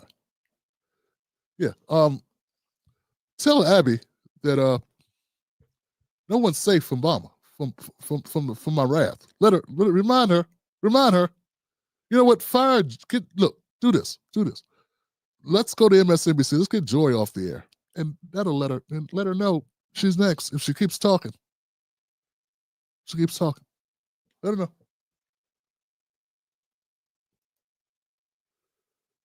Without treating them in a respectful manner. I didn't find that a respectful way to treat anybody. Whoa. Without treating them in a Well, hey. Percent of any demographics vote. Trump actually got more of the black vote in 2020 than No, he actually got 3 points. You're actually right. He got 3 more points. He got 3 more points. You also think it's not as significant. A trend line is not 4. It's not 3 points. Burying your head in the sand isn't going to fix it. I know, and that's why we're going around messaging to people. Right, but I think the problem Obama had. Black men sexist I think the problem Obama had, and I even reacted to it when he did it, and I've been on the other side of when Obama does that. It's the sort of lectury chiding Obama without treating them in a respectful manner. I didn't find that a respectful way. Look at that. See what I'm saying? We all do it, man. We all people, man. We got feelings. She said here, I've been on the other side of when Obama does. he's roasted her. See, that's how he does. To treat anybody, and immediately really pushing hard on identity politics over what do you want as a person, as not just a man, as a person in American society. And I think there's a part of Obama that is the hope person, and then there's that. And I don't think that's an effective way. I think you're 100% right. I think what he was saying is something that we've all been saying. And that's something that, I mean, as offensive as Donald Trump is to black men, it's very hard for a black man to understand why would someone vote for. Right. It's racist actions, it's racist words, it's racist policies, right? Mm-hmm. And so that was the thing that's in the front. And so what I said was reactionary. I said, yeah, the president shouldn't speak to them that way. Because I have found that something is more effective. Right. It was seen as criticism, and that's valid. I don't think that's as much an issue as the point of making sure that we continue to talk to them and get them out to the polls. And the trend that you're talking about is not that, it will not be that significant. It's on the margins. It's on the margins, and those 2 or 3 points may add up to something, and that's why we're engaging black men. That's why the vice president has put out a platform to answer some of those challenges. Just a key question, actually, because I wanted to ask you that the policies in that, I mean, effectively, she said, I'm going to give you marijuana, I'm going to give you crypto, and I'm going to give you unconstitutional government bribes. If a white Republican politician had done that, we would be in 24/7. That is a real disservice to an actual substantive policy platform. To me, it was completely Scott. Okay, young people, regardless of their race, they want to hear about crypto. They want to hear about marijuana. Black men. It was stated. Decriminalization. Yeah, it was stated because black men asked, "What are you going to do for me?" Hold on, Scott. The idea that those are just saying that this is what black men is, I think, not true. It's not loans for black men. It's loans for anyone. No, it isn't. It isn't. She was telling you this will be effective for you too. For a you policy also. that I had already put out a week ago. Actually, a month ago. that these entrepreneurial loans will be beneficial to you. So basically, Kamala Harris lied when she said, I'm doing this for you. She had planned to do that for everybody. And she just said, oh, this is for you. I mean, not only you. Hey, I'm not legalizing weed just for black people. White people smoke just as much. We just go to jail 3 times more because, I don't know, these cops are hard. Hold on a second, I am the top cop, wasn't I? Sorry. That didn't come out right. Isn't that funny? Yeah, Wendell, look, he criticized Obama and he still has to come in and protect Obama from critics. All right, guys, so we're going to get off this. Let's go to the next segment. About a week ago, actually a month ago, that these Social Security is a black policy. Medicare is a black policy. It is effective and it impacts your community as much as anyone else's community. Right, so everyone. It is not. He says Social Security is a black policy. That sounds like Jasmine Crockett saying, well, you know, Democrats do a lot for black people. We give you free clean air, clean water. Like that's not a public good that everybody in the country gets.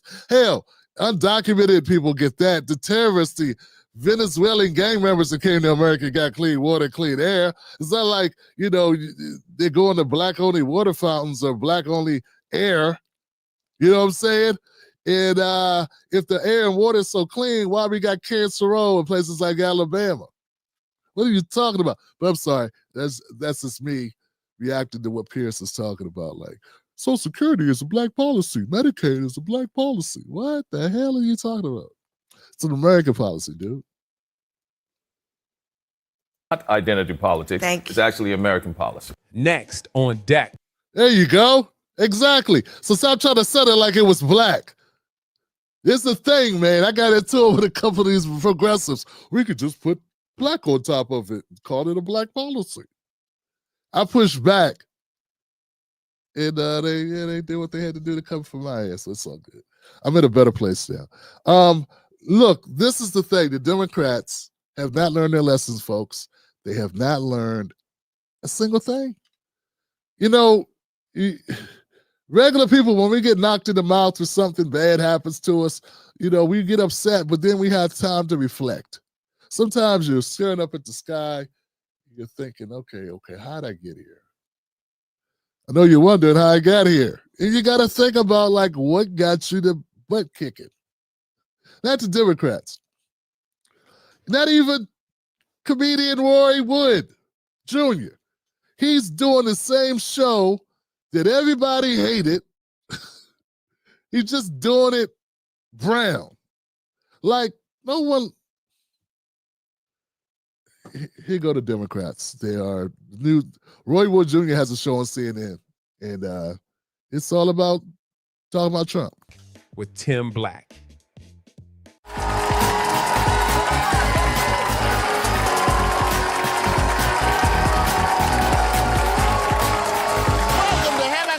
For you, I'm Roy Wood Jr. In the news this week. Okay, so I'm driving. That's planes lately. Yeah. That's trains lately. Yeah. And that's the Titanic. Yeah. So everyone's losing money. He's fucking up my money. Yes.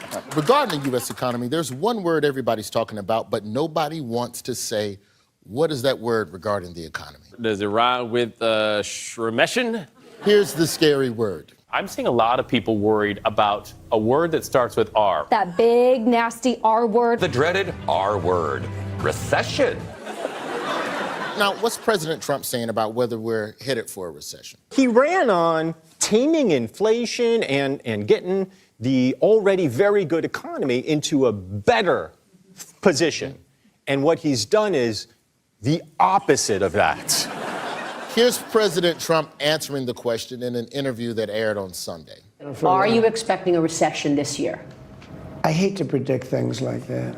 There is a period of transition. It takes a little time. Sound like we trying to explain to a girl why you can't go for round 2. You know?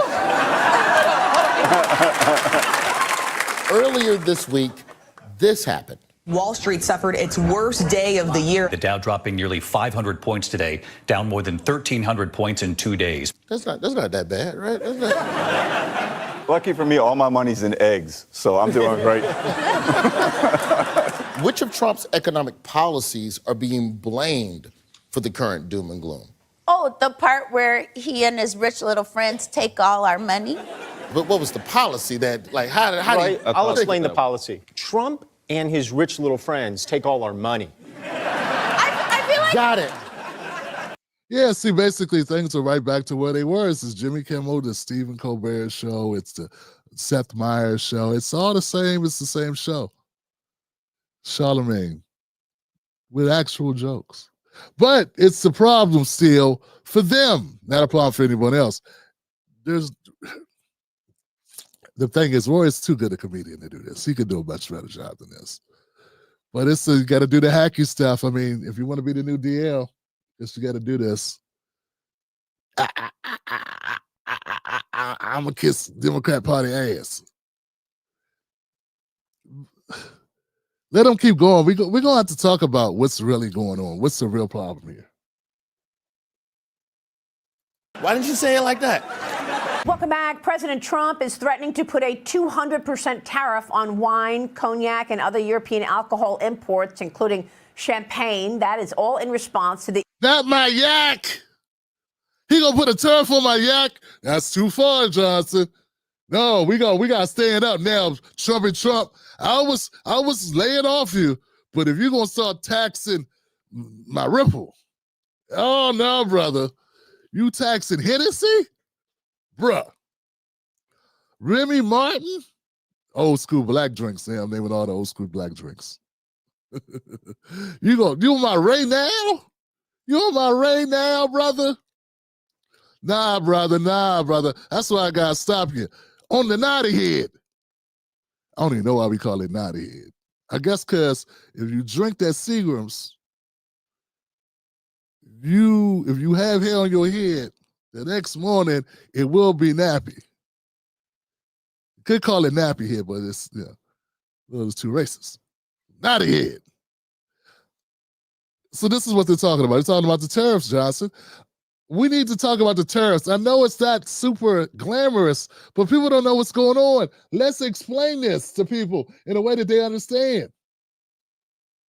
The EU's decision to put a 50% tax on U.S. whiskey following Trump's 25% tariffs on steel and aluminum. Joining me now is Stu Leonard's Wines and Spirits president, the daughter of Stu Leonard, the founder. Blake Leonard is here. Blake, great to see you. Thank you so much for being here. Good morning. You run the wines and liquors business at Stu Leonard's, and I'd like to get your take on what you're expecting from the tariffs and how that would have an impact on your business and the overall alcohol industry. Thank you, Maria. Good morning. Well, every year, about 4 million of the wines and spirits that we sell that go out the door, half of it is from Europe. And so, really this tariff would be, have an impact on those sales of those products on the shelf. What's really interesting is over the weekend, being in our stores, customers were stocking up. And, it is an uncertain time. We don't know what's going to happen, but, it doesn't hurt to go out and grab your favorite bottle of wine and spirit right now, especially tequila or champagne. So as I was looking at this segment about the tariffs, right, and how it's impacting, and it's going to raise prices on champagnes and different stuff that we import, right? I started wondering, is it like Trump invented tariffs? Because people talk as if it's all a Trump thing. Right? And they're saying, well, that's the reason why the market has done what it's done because of Trump with the tariffs. But folks, I'm not seeing it that way. Here we go. Here goes a bit I think that explains this. In 90 seconds. Let's see if I can do this in 90 seconds. Okay? So, yeah. The tariffs on U.S. goods, like the steep 270 duty on American butter. Did you know that Canada has a tariff on American butter of 270% hike on the price? So if we export butter to Canada, they're passing on to consumers a 270% hike on that good. Right now. That's been in place for years. In fact, there are a lot of tariffs that have been against American goods exports for years that no one talks about. I don't know why this isn't brought up more. Trump is retaliating to other tariffs that have been on us all this time that no one talks about. So, okay, here we go. On the presidential side, it's less about overlooking and more about strategic priorities. So it's not that they've been overlooking it, but see, America decided we'd rather stay in good favor with these countries because we get something else out of them, and we allow them to have the tariffs on us. There are tariffs on that stuff. That's one of the reasons why America subsidizes the farms, for instance, because there are tariffs on a lot of the crops that we grow. So we know our crops are not going to sell as well because those consumers in those countries have to pay more for them. So we are forced to subsidize our own companies so they can stay in business because we have negotiated an agreement with these other countries where we get the short end of the stick. This meant tolerating lopsided deals where allies like Canada and the EU or Japan could slap high tariffs on U.S. goods while the U.S. kept its own rates low. So we basically had no tariffs on their products, 2 to 3%, while they had high tariffs on our products. Economists like Douglas Ern have noted this was deliberate. The U.S. accepted trade deficits and foreign tariffs to cement geopolitical stability, prioritizing alliances over immediate economic parity. So instead of making things be fair, and because we want to ally in Canada, we want to ally in Mexico, we want to be on good standing with the EU, we allow them to make us pay a lopsided amount of tariffs in a deal that suits them, that benefits them more than it benefits us, just so we can have all those bases, all those different places. You know? You get it now? Is it making sense? So, for instance, Canada's dairy tariffs up to 313% on some products stem from its supply management system in place since the 70s. Now, Tim, if what you're saying is true, if what you're saying is real, why haven't other presidents been complaining about it? Why isn't Trump making noise about it? Whoopi said Trump's trying to destroy the country. Well, look, other people have complained about it. They've been complaining about it since Reagan. In the 80s, Reagan called it Canada's tariffs unfair, and Bush 43 tackled steel disputes. But aggressive action was rare. Why? Because political calculus. The U.S. subsidizes its own agricultural heavily, over $20 billion a year via the Farm Bill. So presidents avoided tit-for-tat fights that could expose domestic protectionism. Plus, industries like dairy or autos often lobbied for export support rather than tariff wars, preferring subsidies over confrontation. So what America's been doing, and this is what Trump has not done an excellent job of explaining, though he does a lot on his stump. He has not been explaining, or maybe he has, the amount of lopsidedness in the current deals that we have. So everyone's talking about the tariffs. Just because people are reacting badly to the tariffs does not mean that we don't need to do something about the lopsided nature of these agreements with these other countries. We are funding our own companies to make up for the deficits in the lopsided agreements due to the tariffs that are placed on our goods when they go into other countries. That's why you don't hear them bragging about all the cars we make. That's why there's not a bunch of Jeeps and, I don't know, a bunch of American cars in Japan, because they would be $100,000 or more. Okay, the Peterson Institute estimates foreign barriers cost U.S. exporters $50 billion annually. Let me say that one more time. The Peterson Institute, not Tim Black, not Trump, estimates foreign barriers cost U.S. exporters $50 billion each year. Yet stories like butter or EU cheese tariffs, 40% in some cases, stay niche because they seen as trade wonk trivia, not voter bait. People don't talk about it because it seems like something that voters don't care about. But this particular back and forth is now exposing the unfairness. But the problem is corporate media is so fixated on bringing down Trump, they don't even want to talk about what's the real driving forces behind some of these. I'm not saying that Trump is going about this the best way, but at the end of the day, what can be hoped for is that there will be some type of reconciliation where things are more even. Folks, if the government stops subsidizing, having to subsidize government export companies or companies that export from certain industries because of the tariffs that are on us, then that's more money in our government, less money in our deficit. And I think we should start lobbying for some of that money that's saved to be put into programs that we would like. You know, we got people that talk about, we want universal health care, we want federal jobs guarantees, we want these things. We think the schools need more money in the local districts. Okay, fine. One way to do that is not have to get subsidies to companies because of crap trade agreements we have with other countries that are lopsided that benefit them. Maybe we don't need all these bases around the globe. If it means we gotta somehow be screwed on the back end when it comes to economics and business, because that's what I'm seeing.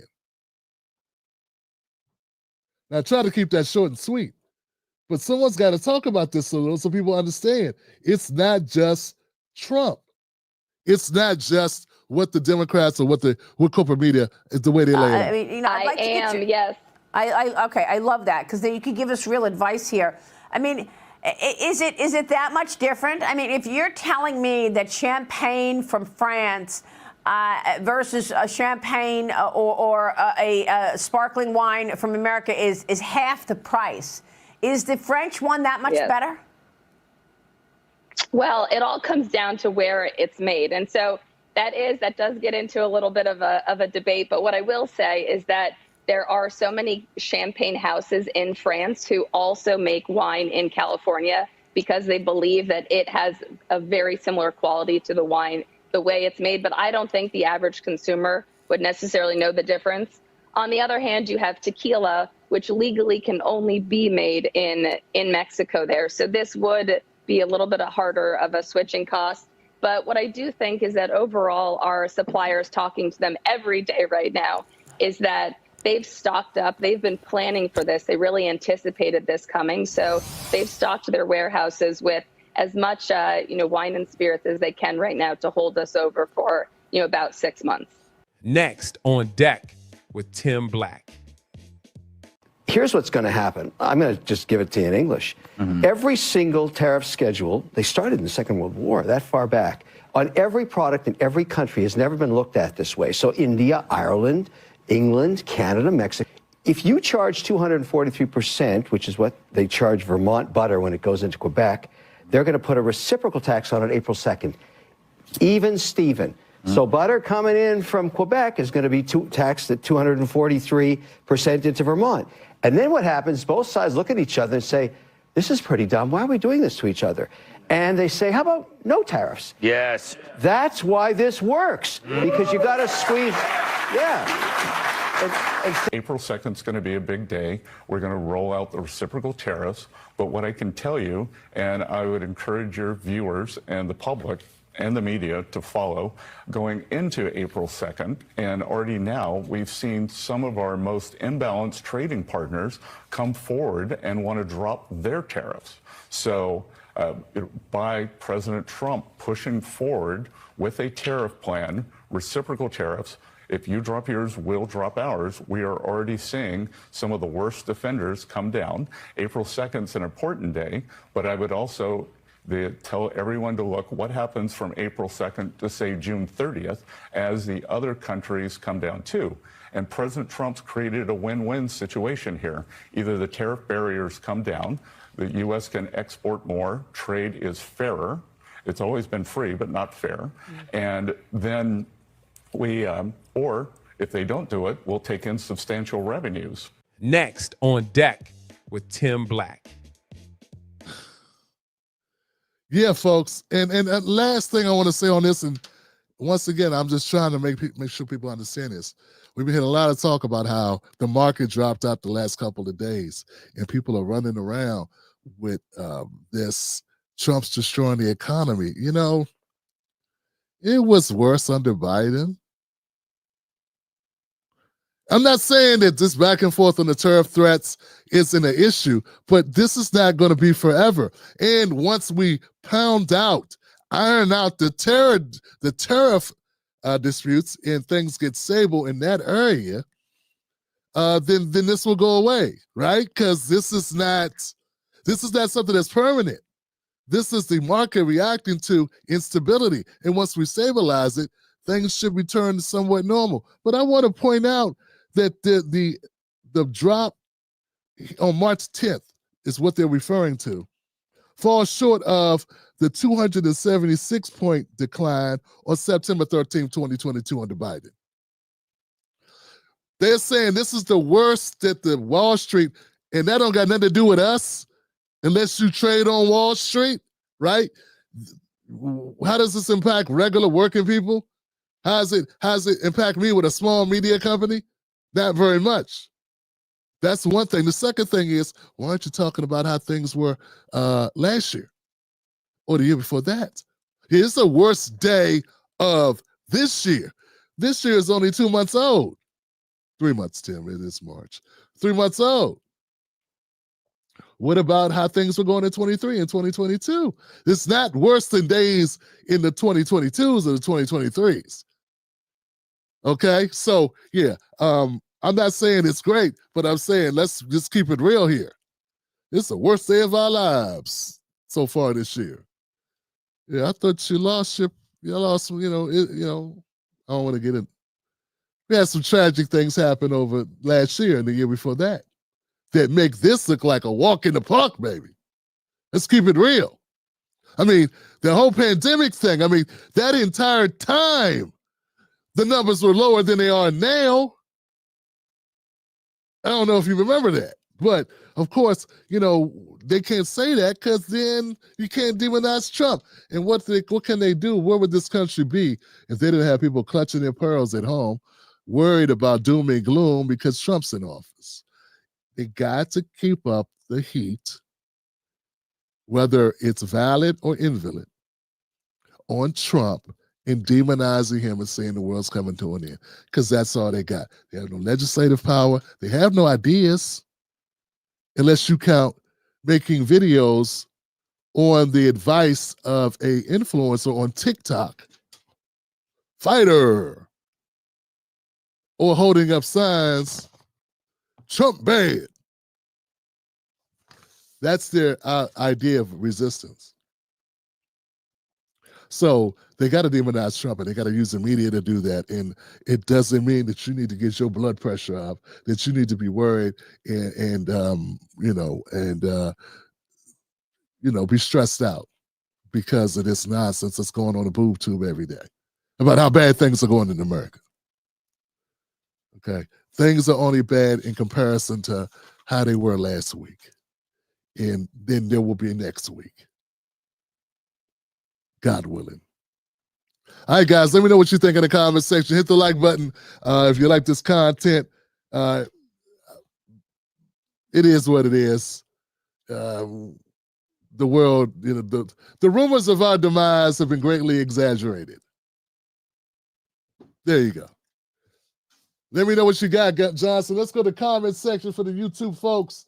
What's up, YouTube? Black Mamba in the house. Thank you, Black Mamba, for the super sticker and also letting people know to get the Tim Black Legacy mug. All you got to do is go to timblackmug.com. I send it to your door for $20.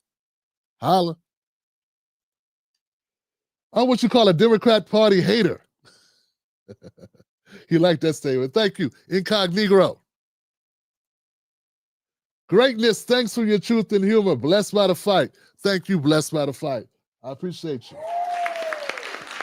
Much respect, much respect. Lou Maldonado, Lou Maldonado, Crockett AOC. Oh no! Lord have mercy. Yo, Kirk says, $5 for that $2 wig on Jasmine Crockett's head. My brother Kirk, he has returned. This is a young man who knows what he's talking about, man. I enjoy your comments, Kirk. Thank you for coming back, bro. And here's a little extra for those ridiculous bat lashes on her eyelids. I wish she'd just keep blinking and fly far, far away. Man, I tell you, man, I try to tell people, man, I got a great group, man. Part of the beauty of the Tim Black Show is not just me and my incredible political skills, right? It's the people, man. Yeah, man, it's the people. That's, for being honest. Don't tell people I said that. Oh, that's why it's on tape. Been a minute since I caught you live. I've always shown you love on the replays, but nothing better than Tim Black keeping it real in real time. That's it, man. Thank you, Kirk, man. Thank you for being a member. Thank you to all the members of the Tim Black Wolfpack. All of you guys are amazing, man. You keep the show going. And join us. Join us. $5 a month makes you a VIP. We ain't hard to please, right? Go to jointimblack.com. You can join on YouTube or you can join on Patreon. That link takes you to Patreon. Jointimblack.com. I want to thank all y'all once again. Be safe. I see you Wednesday. I don't do Tuesday. Tuesday, I got stuff I got to catch up on. I have big things in the work that I'm building. And I got to have some time to do that.